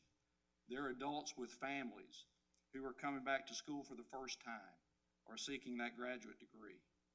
They are veterans and their dependents coming back after their deployments. They are coming to us from Chucky, and they are coming to us from China. And they are all entrusting us to help them succeed. And the information I want to share with you today indicates that we're on the right track, but we have a lot more work to do. And that's because the university leadership under Dr. Nolan has set some very ambitious retention and graduation rates, some goals, in order to enable us to achieve the state's goals and to do our part to achieve our goals for the Drive to 55. The leading indicators would tell us that we're on the right track. Our first-year retention rate is increasing, and the first-year rate is so important because there's a multiplier effect. The more freshmen you can retain, it has an effect for the sophomore, junior, and senior year. And that credit load is so important because students accumulating those hours each semester, that is the engine that fuels graduation. We've made significant improvements in terms of average credit load. Just to set the context, for undergraduate persistence retention, the first year is the most significant on the path to degree, and the first 6 weeks are the most critical in that experience. What works? Comprehensive support and services that help students navigate the myriad of questions and challenges they're going to have on the path to degree. And engaging experiences in and out of the classroom that connect students to their faculty, to their peers, and to the institution. That builds commitment. It builds commitment to ETSU, and it builds commitment to the goal of graduating. I'm going to touch on a number of key areas that are directly related to student success and highlight some of our initiatives in support, engagement, leadership, and service. First, we've made significant investments in academic advising. We created and hired 14 new academic advisors to an already committed advising staff. The goal was to allow us to move beyond course scheduling and advising in order to enhance truly developmental advising, in which our advisors could engage in degree planning intentionally with students. They can conduct outreach to students who are getting off track or struggling in courses. They can engage in academic coaching with those students. And it ensures that all our first-year students, second-year students, and new transfers will receive professional advising in each college. The metrics would indicate that that's working. The usage of degree planning has just exploded over the past couple of years, with over 15,000 visits to our degree planning tool in 2016. Our advisors have been able to focus on the 15 to Finish initiative, which encourages students to sign up for 15 credits every semester. 15 credits over 4 years leads to your baccalaureate degree. And that's so critical to academic progress. And they're also engaged in outreach campaigns to students who are getting off track.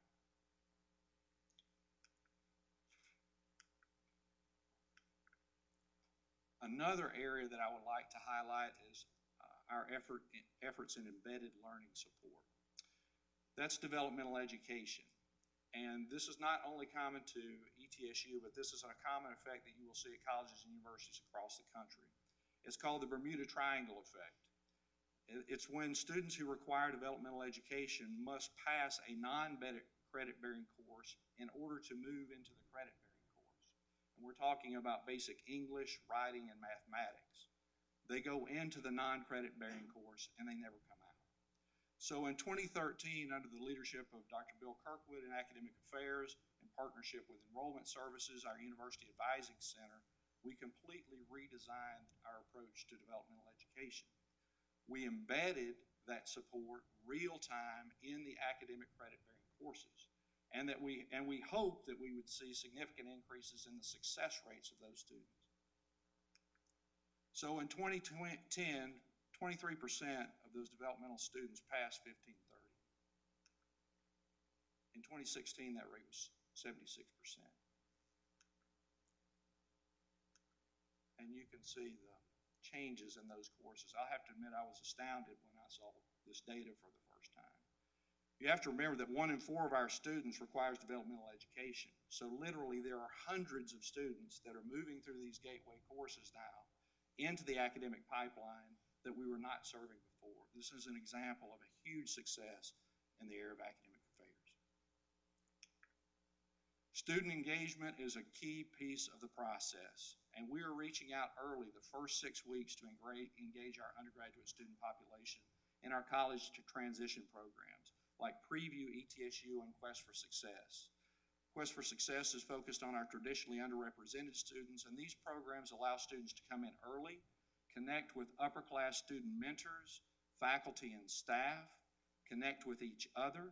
It helps them academically and socially integrate into the institution. 90% or more of the students who participate in these programs indicate that they get a sense of belonging from participating. You can't put a price on that. And we've been growing participation in these programs. We're also expanding our efforts in the first semester with the expansion of our first-year experience courses. These are courses set up to assist students specifically to succeed in the college experience. They connect with a faculty or staff member, and we have significantly increased our student involvement in those courses in the first semester. Don't let anybody tell you that there's nothing to do at ETSU on the weekends. We have tripled our student participation in weekend engagement just in the Division of Student Affairs alone since 2013. We have over 18,600 annual participations in weekend events. Student participation in athletic events is up 10% in the last 2 years, and our student football attendance record of 2,300 at Limestone was an all-time record this fall. Our students are also engaged civically We received a voter-friendly campus designation. We're the only institution in the state of Tennessee, one of 83 institutions nationally with that designation.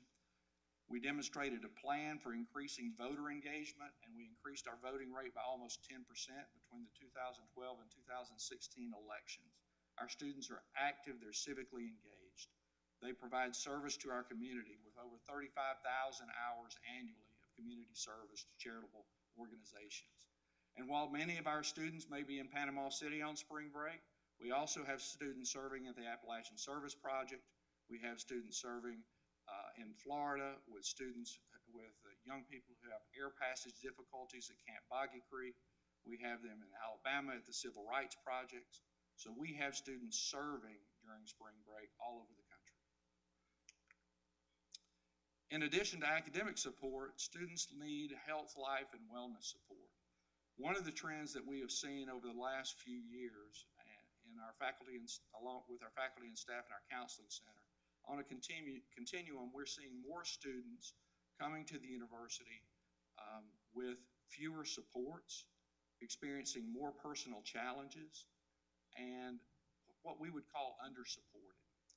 On the other end of the continuum, we're seeing students, an increase in students who've been closely monitored at all portions of their student experience in high school. They move from activity to activity. They haven't had the opportunity to develop autonomy, resilience, perseverance. So we're seeing more students on that end of the continuum. And it has resulted in an increase in participation in counseling at the university by 14% over 3 years. And we're getting more referrals from faculty members and staff members about students who are struggling. We have a care team on our campus. It's an interdisciplinary team that works to reach out to those students and provide support to them if they're struggling with a personal issue, a mental health issue, a family issue. And we're seeing good success with that effort. We also have a 24-hour, 365 counseling hotline, so students can get assistance at any time of the day or night, regardless of their location. And we have initiated some really strong partnerships, such as our partnership with the Masters in Social Work program. We now have undergraduate and graduate student success specialists who are graduates in the Masters in Social Work program who are really caseworkers. These are staff members who work with students who may be experiencing an unexpected life challenge due to a family illness or a financial emergency or a loss of a job.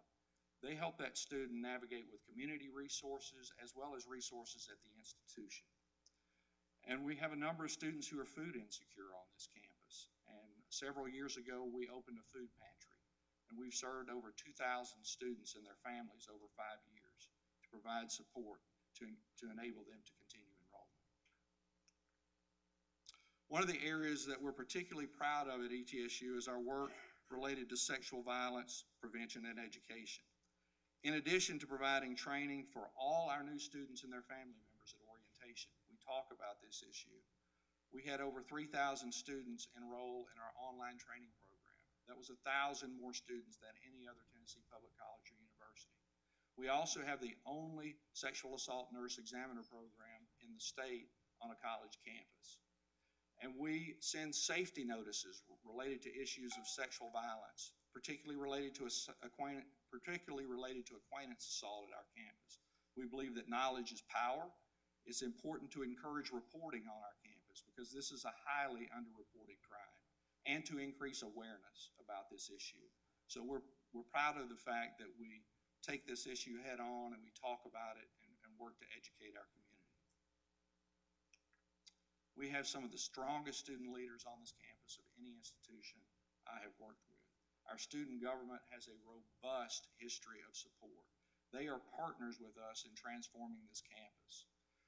And you can see the initiatives that they have been involved in that have really helped transform this campus over the last several years.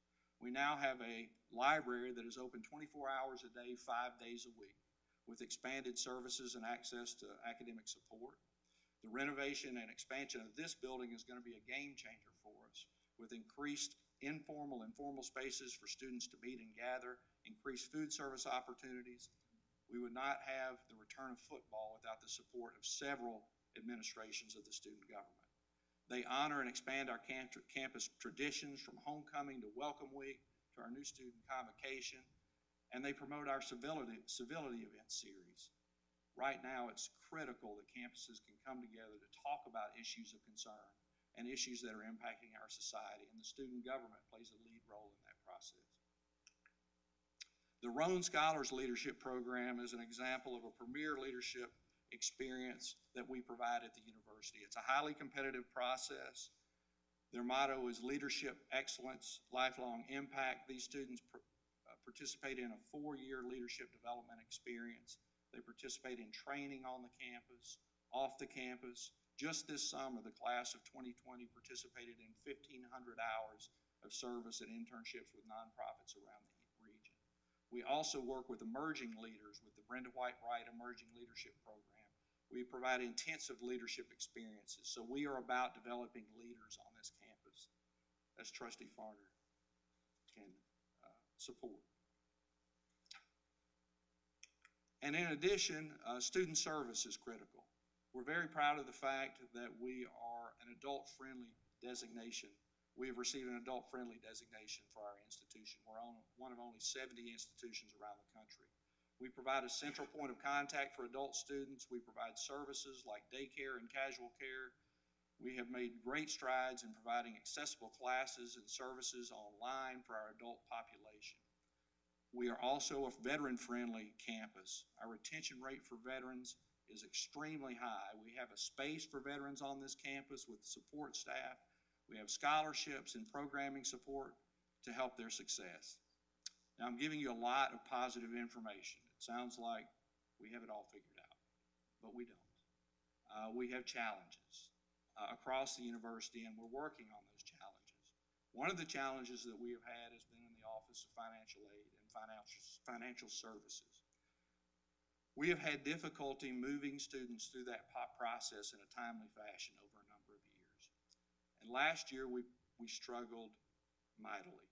We were in the process of hiring a new director, and we had extremely long lines the week before classes started.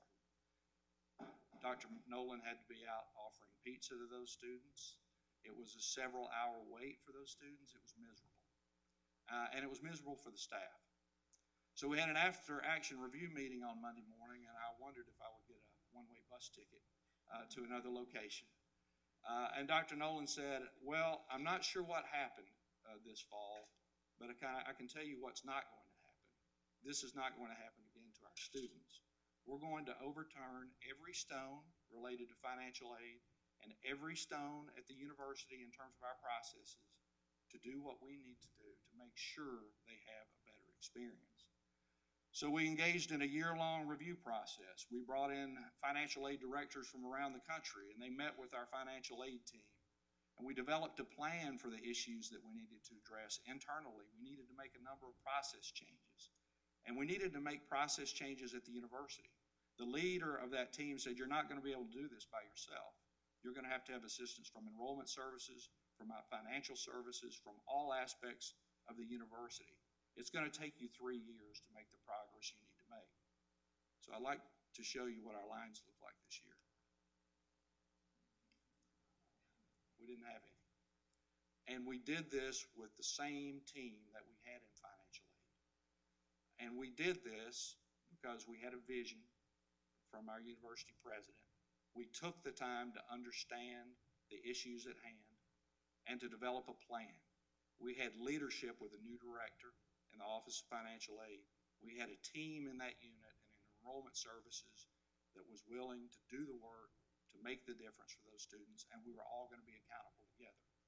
Now, we still need to make additional improvements in our processes, and we are working on that, but it was so gratifying to see the faces and the staff in that office this year as opposed to last year, and the faces on our students as they were navigating that process. So we're not without our flaws, but we've got a great team in place, and we're working to address the issues we have. I think that's important for you to know. And I'd like to close to allow you to hear from some of our students. They're the best students on earth, in my opinion, and I I'd like for you to hear their voices. And if you have questions, after that, I'll be happy to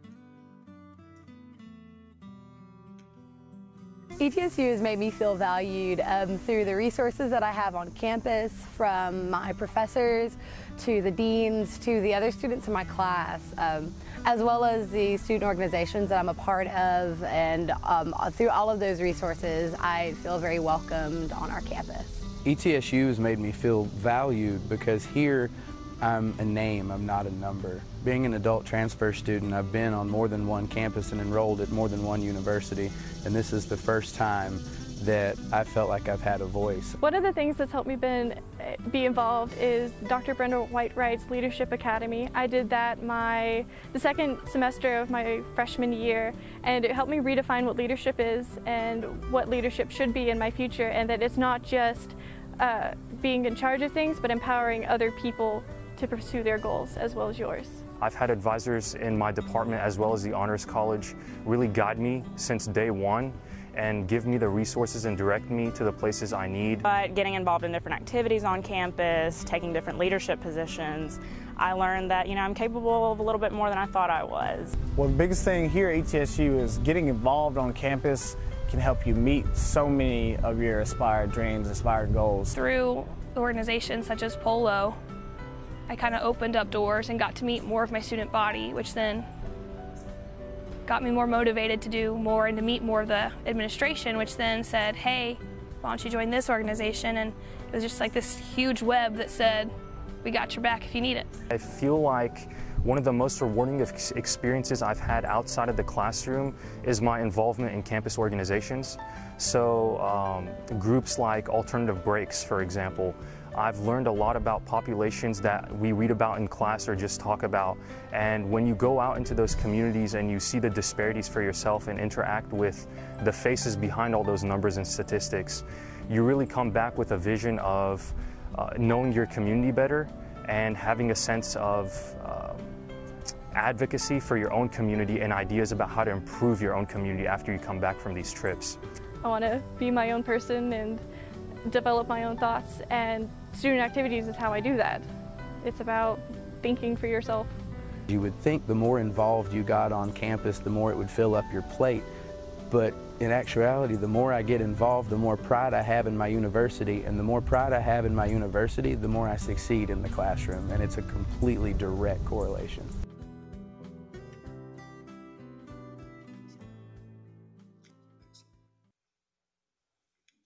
Thanks, Joe. Great presentation.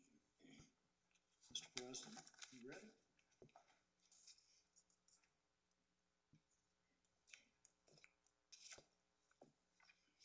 Mr. Chair, members of the board, I feel like I need to give everyone a moment to stretch because we've asked you to sit for an extended period of time. And I want to contrast this chance stretch. They gave me several Diet Cokes. I'm happy to share some of you, maybe more by now. But if you contrast this meeting with the meeting in the spring, many of you may say, where's the substance in this meeting? In the spring, you voted on tuition fees, tenure promotion, budget. We put every moving part of an institution before you in a compressed period of time, and we did not take the time to pause and begin that learning and engagement. So that is what, by designation, we're doing today, beginning that process of learning and engagement.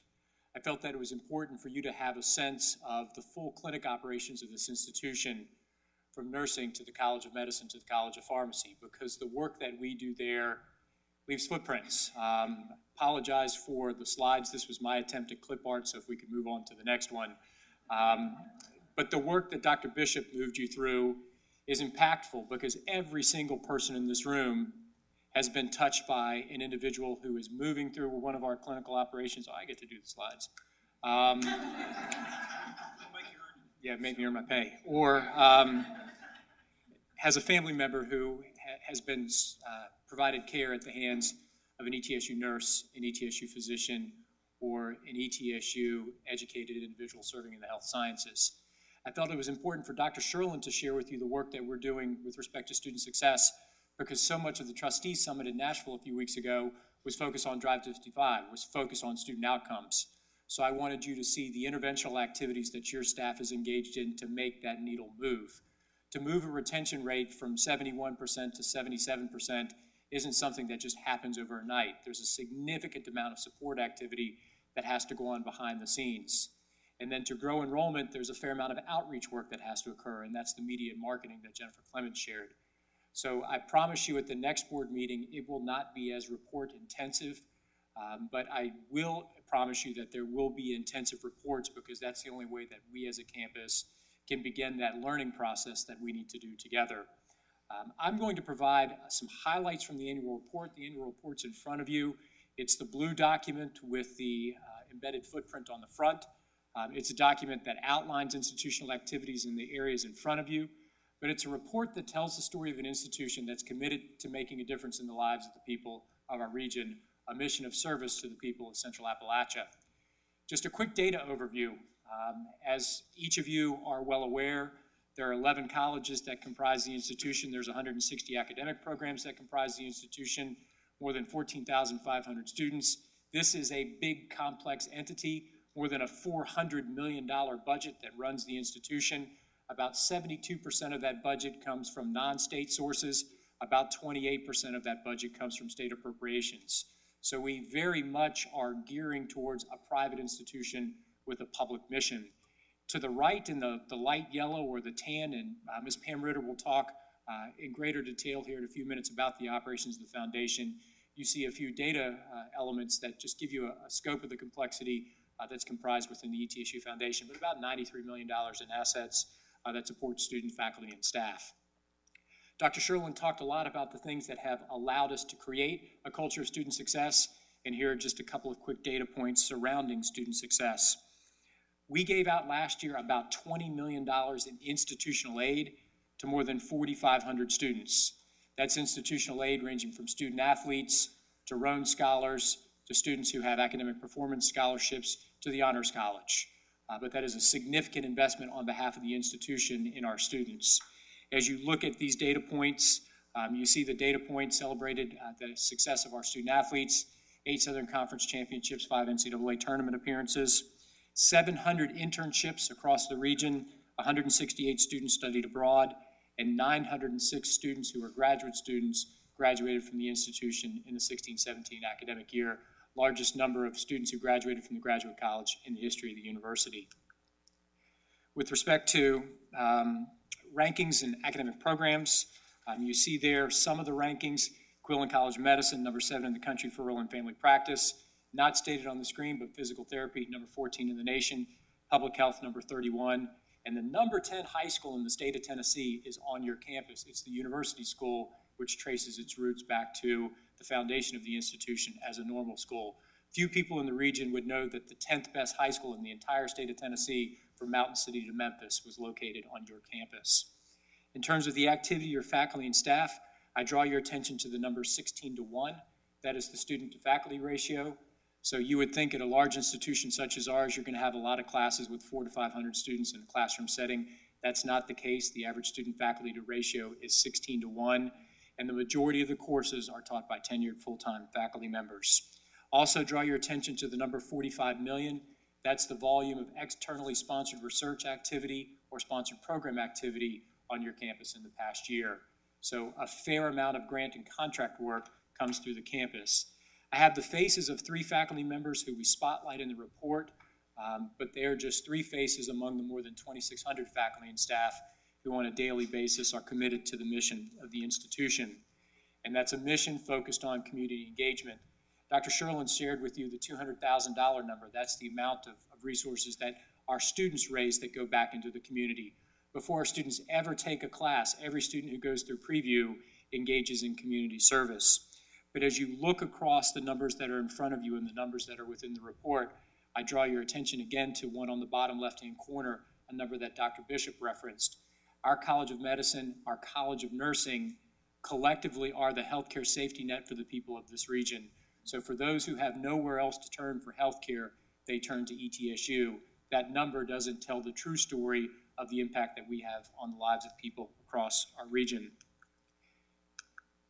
And then you see further numbers with respect to community engagement. All of this is contained within the report. I'm not going to go line by line, but the report tells the story of an institution that's focused on its mission.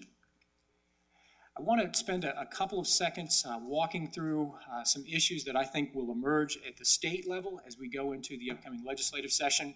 So that was a quick reflection on the things that occurred in the past year. Now to look forward a little bit. I know it's September and the legislative session may be a long way away, but it's time to begin to prepare for that session. Just as we presented information on pharmacy to you, which is a preparation for the session, these are some of the things that I think you'll see move not only through the session, but in the state policy dynamic. One is the ability for us to continue to receive support for the outcomes formula. Governor Haslam talked at length about the importance of the investment that the state has made. Jeremy provided for you an overview of our capital and deferred maintenance projects, but I want to note that the selection process this year is different. In about an hour or so, we're going to break ground on a new performing arts center. That project was dreamed of initially in 1986, and it sat on the capital list for more than 2 decades. As a point of context, 1986, I was a senior in high school. Today, we break ground on the building. So the project that Jeremy presented today, the Humanities Building, hopefully won't take until my son is at ETSU as an employee.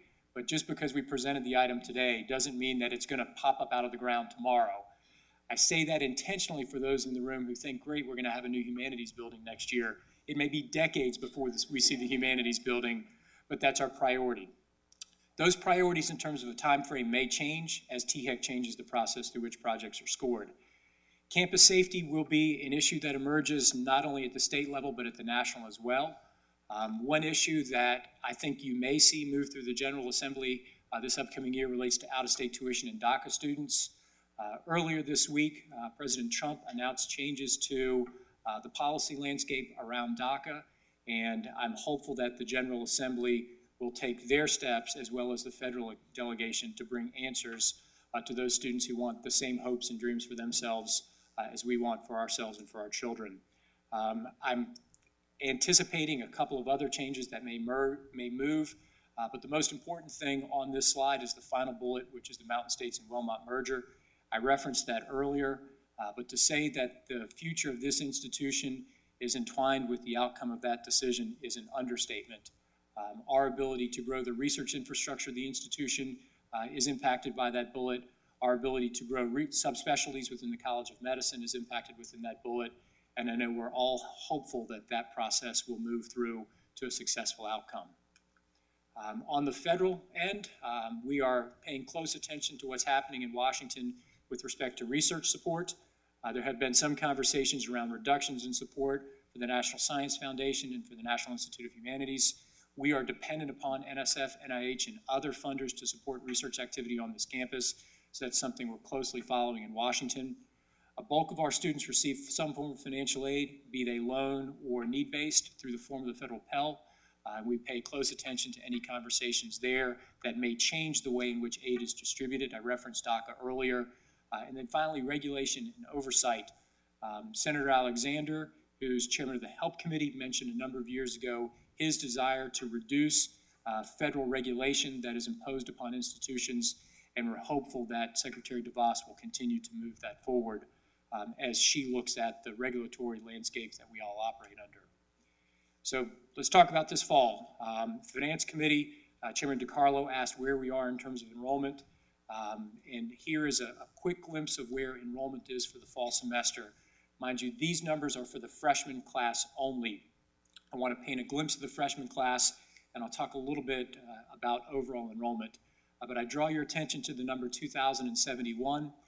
As you'll recall, in the spring meeting of the board, I stated that our goal was 2,100 freshmen. We came pretty dang close.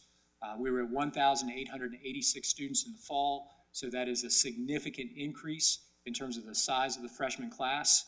You'll see that while we grew the freshman class by almost a couple hundred students, we did not make compromises in the academic quality of the class. Overall high school GPA is at 3.4, ACT scores are 23. What's not included in the chart is that the number of students with an ACT score of 30 or higher has doubled in the past 5 years. So you're seeing a better prepared student begin their journey at the institution, and I think you'll see that downfield reflected in increases in our retention and persistence rates. Put the transfer number there by design because many members of the Board of Trustees as well as faculty have asked about the impact of Promise. This is the year in which the Promise students theoretically would transfer en masse to the institutions. You see there is an increase in the number of transfer students over the year prior, but if you take it back to 14 and 13, the transfer numbers are relatively constant. Our ability to grow as an institution requires transfer students, but our ability to really grow as an institution is predicated on increasing the size of our freshman class. We are working closely with Northeast State and others, and you see the growth in transfer students, which we're pleased by, but over the 5-year time period, that's the only area on that chart in which you see a percentage decrease. And then finally, graduate enrollment. That's the largest class of graduate students in the history of the university. So as Dr. Sherlin referenced, not everything at ETSU is perfect. I don't mean to make this sound as if this is the greatest place in the world and we have no flaws, because we do. But through the hard work of your staff, the freshman class that's enrolled on campus is the 4th largest freshman class in the 106-year history of the university, and the graduate enrollment is the largest graduate enrollment in the history of the university. And then as you look at where those students come from, the bulk are from Tennessee, but you're beginning to see some shifts. More of our students coming from out of state, increased presence of international students, and then the border numbers are relatively constant. That out-of-state number is strategic because we've heavily recruited in South Carolina, North Carolina, Georgia, Southwest Virginia. So you're seeing us work to bring students to a destination campus. The question on overall enrollment, I mentioned this in the Finance Committee earlier this morning. As you'll recall, the budget that the board approved in the spring was predicated on a projected enrollment decrease of 250 students. As we looked at demographic trends across the region, as we looked at retention and persistence rates, as we looked at the fact that, as you see here, last year's freshman class was smaller than the year prior, that freshman class was smaller than the year prior to that, that had to work its way through the pipeline. So we felt it was prudent to take a conservative approach to budgeting, and we built our budget on a projected decline of 250 students. As of this morning, we're flat, which means we're right at the same level we were last year. The close date from a record perspective is Sunday, and I'm hopeful that we will close with an enrollment above last year's level. Anything above flat is 250 over budget. So you will see us bring to the board at the next meeting some elements related to budget revisions as we look to make investments of the revenue generated from that enrollment that's above our projected enrollment levels. Our first priority for the investment of that tuition revenue is in reserves. If you look to the institutions that surround us in Northeast Tennessee, you see the importance of having a rainy day fund. Sooner or later, it's going to rain. We didn't want it to rain last Saturday, and it did. It's going to rain next Tuesday. Let's hope it's not going to rain as much as we anticipate, but it's prudent for us to build our reserves. So our first priority as an institution that we'll convey to the board in the fall is that we take the revenue from that enrollment growth, invest in reserves, and then strategically reward those colleges and departments that help to drive the enrollment growth throughout the fall. Just a couple further notes on the fall 2017 class. There was no room at the inn. There were a number of students who had the chance to live in the Carnegie for a couple weeks. If it was me, I never would have moved out. Dr. Sherlin would have had to come pull me out of the Carnegie, but we put students across the street in the Carnegie for the first time in a long time. Our meal plans are up 500 over last year. For those of you who follow me on Twitter, you know I'm getting worn out about parking by students who are sending me tweets. That's because on peak days, anything other than Lot 22 is full. That's a good problem to have, but there's ample parking on campus. Lot 22 is the lot that runs along the rec fields out to soccer. There's a little bit of walk, which is part of our public health initiative, but there's not the need to build an additional parking garage at this time. Dr. Sherlin mentioned the process changes in financial aid, and I cannot say enough to thank Dr. Sherlin, Dr. B.J. King, their staffs, Cheryl Burnett, Registrar's Office. I cannot thank them enough for the work that they've done. We changed processes in a 9-month time period that, as Dr. Sherlin mentioned, our consultants told us would take 3. It got to a point where I was so concerned that our enrollment wasn't going to materialize that I kept asking people, and Dr. Hoff's behind me, he knows every day of the week I come in and ask what our numbers look like. But if you've seen lines for 5 years, and then all of a sudden there are no lines, you wonder where everyone went. where they went is they got processed in the manner in which they should.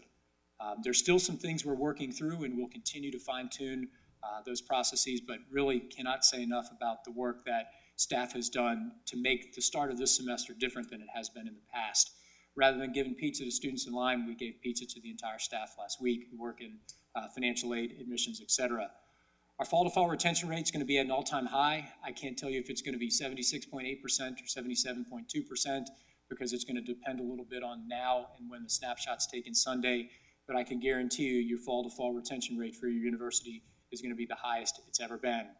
And then the note at the bottom is the caveat: enrollment remains fluid because final payment date is Sunday. Sunday is the date at which we take the snapshot. There still are in excess of 400 students that we're working through who have registered for courses, but as of this point in time have not finalized their payment structure. So those are things that we're moving through today, tomorrow, and Sunday. And I'll close with this slide, but I do have a couple points that I want to make before closing. This is a comment that the governor made when he was here in the spring, and I think it really speaks to the power of the institution, the power of our footprint. We're East Tennessee State University, but we're really the University of East Tennessee. We are the university that makes this region run. And I want to thank a couple of individuals who helped to make this university run. First, I want to thank Trustees Powell as well as Ramsey. We are going to celebrate something this afternoon that has been a dream of Mr. Powell for generations. Mr. Powell, thank you for your support of the arts. Thank you for the support of our students, and thank you for your patience.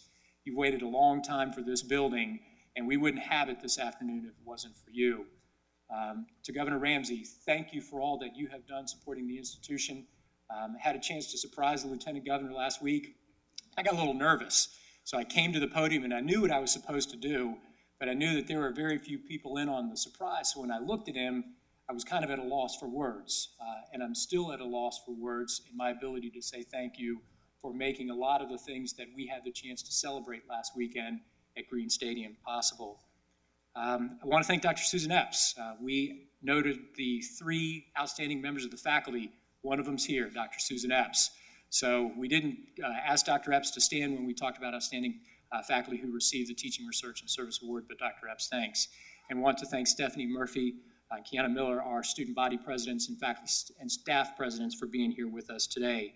I do want to make an introduction. There's a gentleman in the back, Dr. Tony Norman, a faculty member from Western Kentucky University. He has been selected as an ACE Fellowship, which is the most prestigious fellowship in American higher education, and he's doing that fellowship with us here this fall. So if you see a gentleman who looks like Dr. Tom Quasagro with me on campus, it's not Quaz, it's Dr. Norman. Want to note for Trustee Ayers, congratulations on the wonderful article in the National Daily Magazine. It was a great overview of you and your commitment to the people of the region. If you've not had a chance to read it, I'll make sure that it's included in the clips. And then finally, before turning to Pam, just want to pause and see if the board has any questions for me about the elements that we've reviewed this morning and afternoon or any other items. Mr. Chair, I'm going to cede the remainder of my time to Ms. Ritter. The final element of my presentation. Yeah. How many Diet Cokes you say you had? Today? There's still 3 sitting over there. You know it's sad when they put 4 Diet Cokes in front of your chair. Any other questions? Well, Mr. Chair, the final information item is an item that walks through the changes that have occurred with ETSU Foundation. I felt that it would be important at this meeting to give some of the time for Pam to talk about the work that she has done.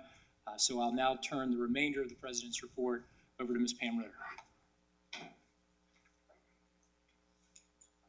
Thank you, Dr. Nolan. Chairman Niswonger, Board of Trustee members, thank you so much for giving me this opportunity. I'm Pam Ritter. I'm the Vice President for Advancement and the President and CEO of the Foundation. I'd like to tell you a little bit about advancement. Advancement consists of 3 areas: development or fundraising, the Alumni Association, and the ETSU Foundation. I've been concentrating on restructuring all of these areas with growth in mind. Fundraising first is all about relationships. We need to, in order for us to be successful, we need to meet our alumni and friends and help them become more involved in the university. There are now directors of development in every college at this university. Their mission is to work with the deans and discover the needs of the colleges, and then meet the alumni and get acquainted with them to find out how they can help us succeed. Each director of development has annual goals and metrics that they need to achieve. There are 2 goals in the university strategic plan that applies to advancement. The first one is to increase the production of gifts and pledges to 25 million per year by the year 2026. The total giving for 2016-17 was the largest ever to this university with $17.2 million. 2017 and 18 fiscal year began July 1st, and already in the first 2 months of this year, we are 24% higher than we were last year at this time. And there's already been several large gifts that we've heard about that have come in September that aren't on the books yet. To support all of these efforts, it was necessary to build an infrastructure. We strengthened the data reliability and added a prospect research team to identify the alumni. We also have a strong annual fund effort to contact alumni through mailings, phone-a-thon, and social media. In addition, we're also exploring the opportunity of crowdfunding, so we'll see how that goes. All of these efforts assist us in reaching the second advancement goal in the university strategic plan, which is to increase alumni participation to 10% by the year 2026. This is no small feat, just for the record. The average national opportunity is 8%, so we're going to be jumping ahead of that one.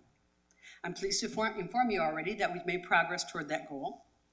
Our 2016-17 alumni participation rate was up 9.3% over the previous year, and we continue to see that opportunity rise. The next area of the advancement team is the Alumni Association. The Alumni Association is the friend-raising arm of the team.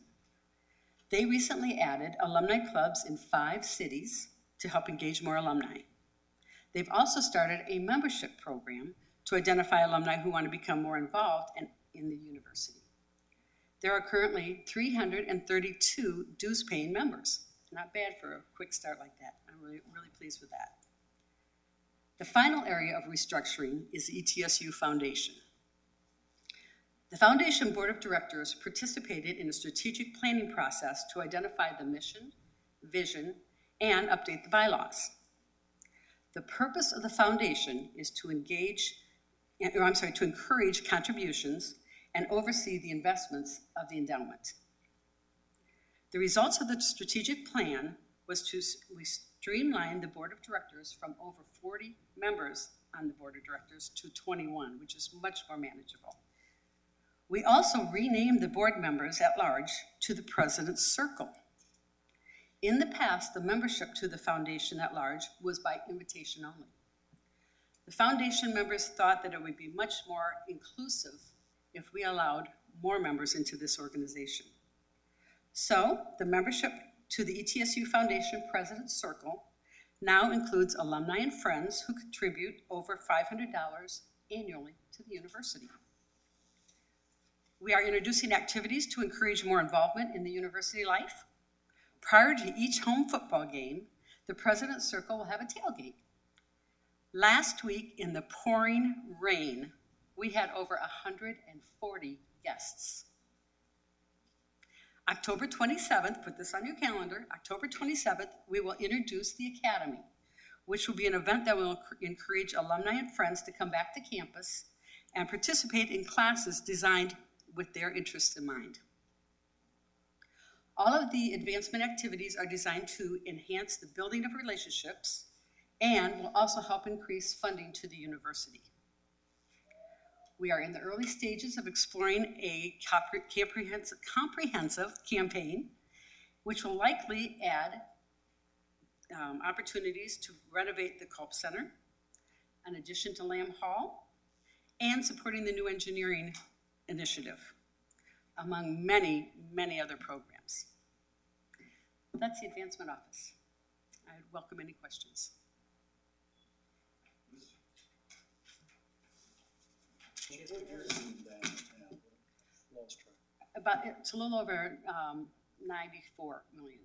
And we just initiated an opportunity. We did put out RFP and looked at two new firms. So we have two new firms that we're causing competition. We have two firms that are going to be managing our funds for us now. So we're really pleased with that. Mr. Chair, members of the board, just wanted to provide a context for the work that Pam has led. As many of you are aware, because many of you in the room are members of the foundation, at one point we had a foundation board that was more than 450 in size. Pam has led the restructuring of the foundation to bring that down to a manageable size board with a working executive committee. Several years ago, we had 4 advancement officers for the entire university. Now there are embedded advancement officers in each college. So what she has done is to build a model very similar to the model that the chair provided an opportunity for us to go visit up at Purdue. So embedded advancement officers, aggressive targets and ranges. Our goal is to set the foundation for us to bring to you within the next 18 months or so the beginning of a capital campaign. The institution has not had a capital campaign in the better part of a decade, so we needed to build the physical infrastructure and the board infrastructure, and now we're getting ready to take that next step. Good. Go Bucks. You're in the next term. Yeah.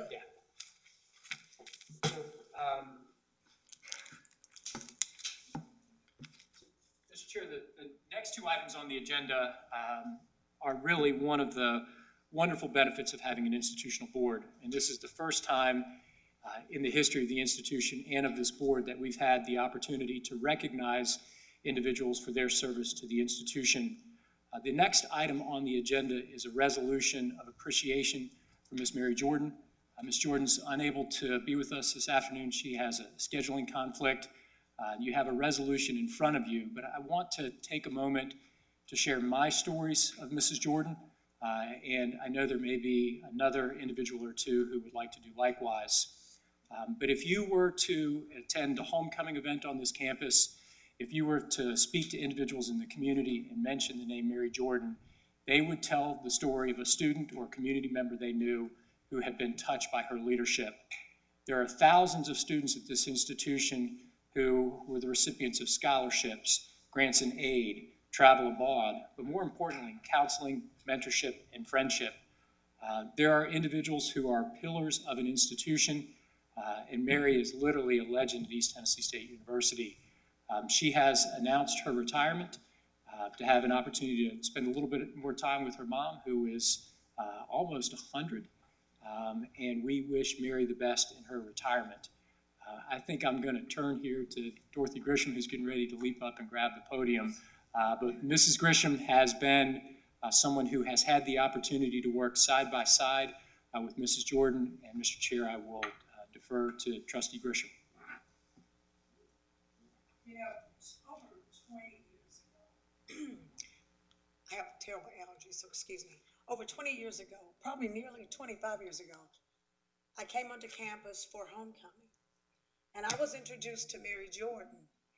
And Mary said, Dorothy, how can we get kids to stay at ETSU? And I said, Mary, I don't know, but let's talk about it. And Mary Jordan, y'all, sat with a ton of us, and we threw out ideas. And one of the things she said is, let's bring alums back to ETSU and have them talk about their experiences at ETSU and what kind of work they're doing. So we had people from the nursing program. I did insurance. James Miller did banking. So there were probably 10, maybe 15 of us. And the legacy, as Dr. Nolan said, that Mary leaves is that she cared. She really did try to influence kids to stay here. Last homecoming, I saw a guy and she was interacting with this guy and I said, who is that? She said, Dorothy, he was about to flunk out and he came and talked to me and I told him, it's best that you get your education. And I think he ended up being an engineer and living in Houston. So she was profound in trying to help students. And one time I had this kid from Chattanooga call and she called me, she says, now Dorothy, now do you know this person? And I said, no, I met her. And she's very smart. And Mary, even though she is not what you would call diverse, we need to help her go to ETSU. Mary found an outlet or found somebody or an outlet to give this young lady who was not diverse, that how we define diversity. And so the lady, the kid called me, she said, Miss Grisham, does she know? I said, Mary is not going to ask you if you're black or white or if you are Jewish. Mary doesn't care. Mary wants to help you. So y'all, I think ETSU had a person who was engaged and loved doing her job, and she'll be missed. And I just wanted to say that Mary was influential in me continuing to be involved at ETSU. She and Bob Plummer, I don't know, Bob kept saying, you can do this. And I'm thinking, Bob, I've done this for 3 years. Let somebody else do it. But at the end of the day, y'all, it's more important that we give people flowers while they're alive. And I think Dr. Nolan has done that. And thank y'all for letting me speak about Mary, my friend. Thank you. If I could ask Stephanie Murphy to come forward and accept this on behalf of Ms. Jordan. So Stephanie, on behalf of the staff and Board of Trustees, if you could please convey our deeply felt gratitude and appreciation there. Thank you. Stephanie, thank you. Yes, sir. The Board of Trustees, President Nolan, I can't speak on behalf of Mrs. Jordan, but I can speak about Mrs. Jordan. And Mrs. Jordan has done many great things that has been mentioned already on this campus, not only for myself, but for many of the students, staff, and faculty. And as Trustee Grisham has mentioned, she is going to be missed, but it will give her more time to spend with her 102-year-old mother. Thank you.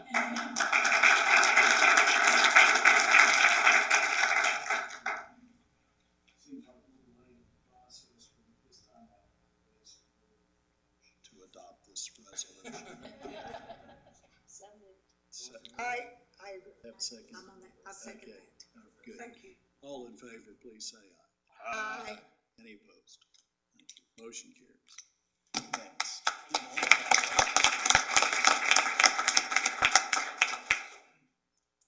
Mr. Chair, the next item, and I'll defer to you to ensure we follow proper rules of order before asking this individual to come forward. The next item is a notice of resolution of appreciation for Dr. Richard Sander. This may be controversial.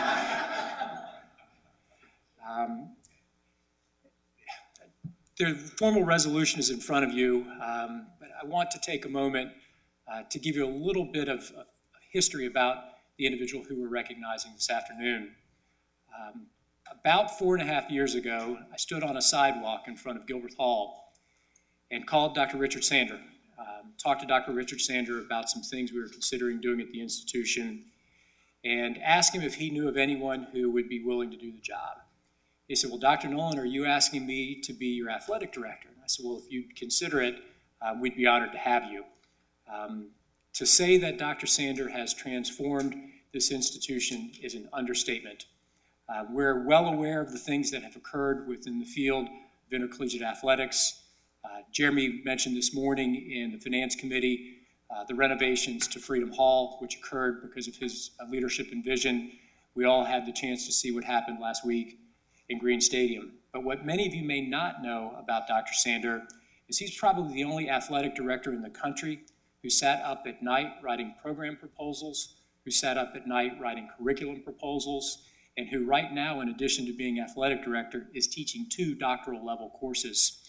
In addition to being an administrator, he's an outstanding faculty member, and we're fortunate to have Dr. Sander continue at the institution. Upon his retirement, he will move into an executive in residence position in the Global Stewardship Leadership Program that he initiated here at the institution.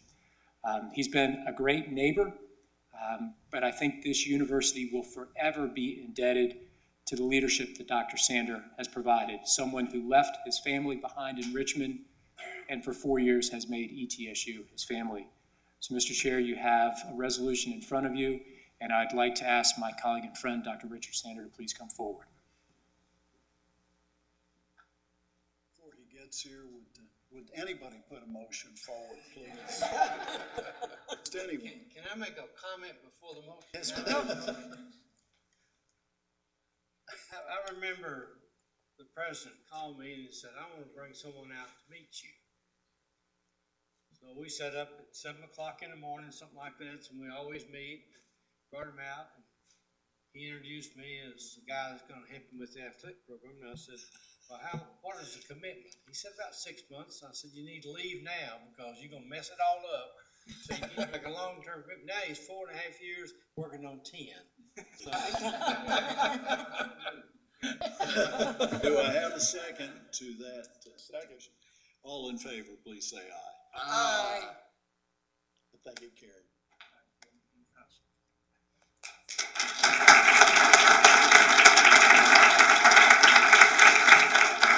This has really been a great 4.5 years for me, and I'm very honored and humbled to have been given this opportunity. So, when you work for somebody like Brian Nolan, it's really a privilege and an honor. So it's been a great experience for me. I hope I've been able to add a little bit to Northeast Tennessee and have made a tremendous amount of friends. A lot of you on the board, a lot of you sitting out here in the audience really came together to do all the things people say to me, what are you good at? I say, I'm really not good at anything. The only thing I'm good at is identifying people that are really talented and then giving them the resources and the support to let them do their job.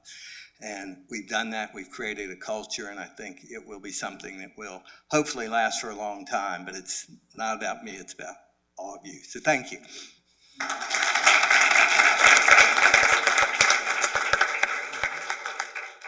Chair. Board members. Can I say a comment? I want to say a quick comment about Dick and show you how life is, how life connects. And I'm going to have to cry because I'm an Italian. So watch how this works, right? My father came to college here and met Coach Hal Morrison, who played football here. Coach Morrison was the golf coach. I came here because Coach Morrison said, if you can play golf, I'll give you a scholarship.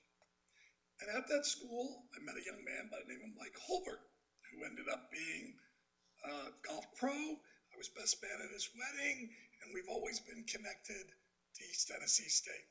So one night, we went to dinner. My dad going to school here, my dad going back to New Jersey, became a guidance director.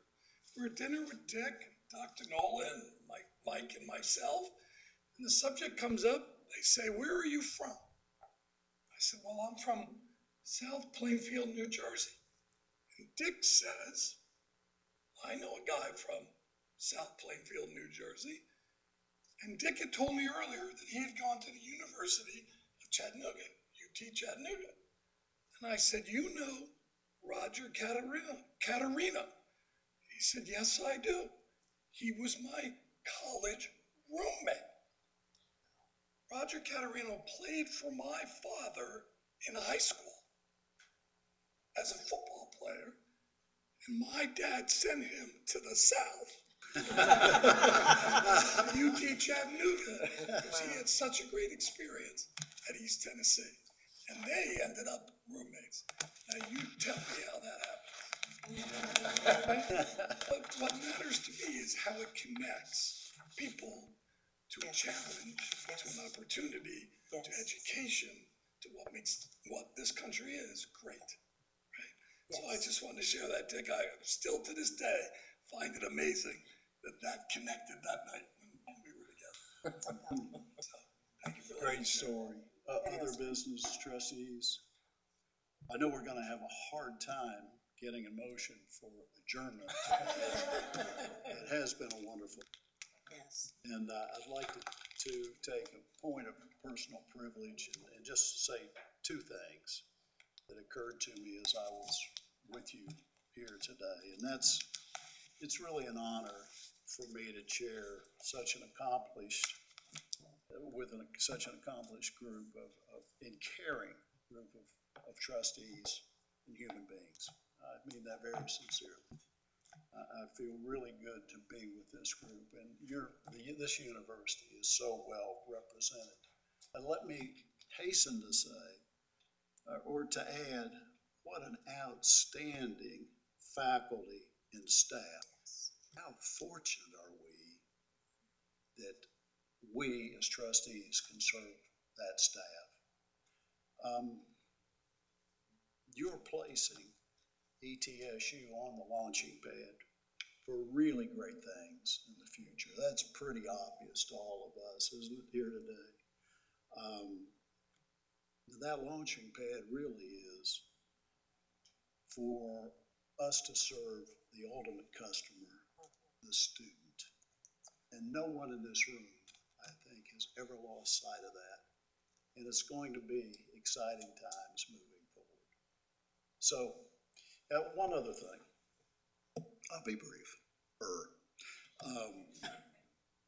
I've been a trustee at Tusculum College for over 30 years. And the chairman always starts, Dr. Nolan, with welcome to I think the last one, I counted it up, the 892nd quarterly meeting of the trustees of Tusculum College. I'd like to begin today, and I'll close with this, but just to make it a tradition that we recognize where we are in this history. And so I'll gavel out with thank you for attending the third quarterly meeting. I don't know if we'll make it to 100 unless, some of you will, unless cryogenics is really a good thing. I might be back. But anyhow, thank you for attending the third quarterly meeting, East Tennessee State University Board of Trustees.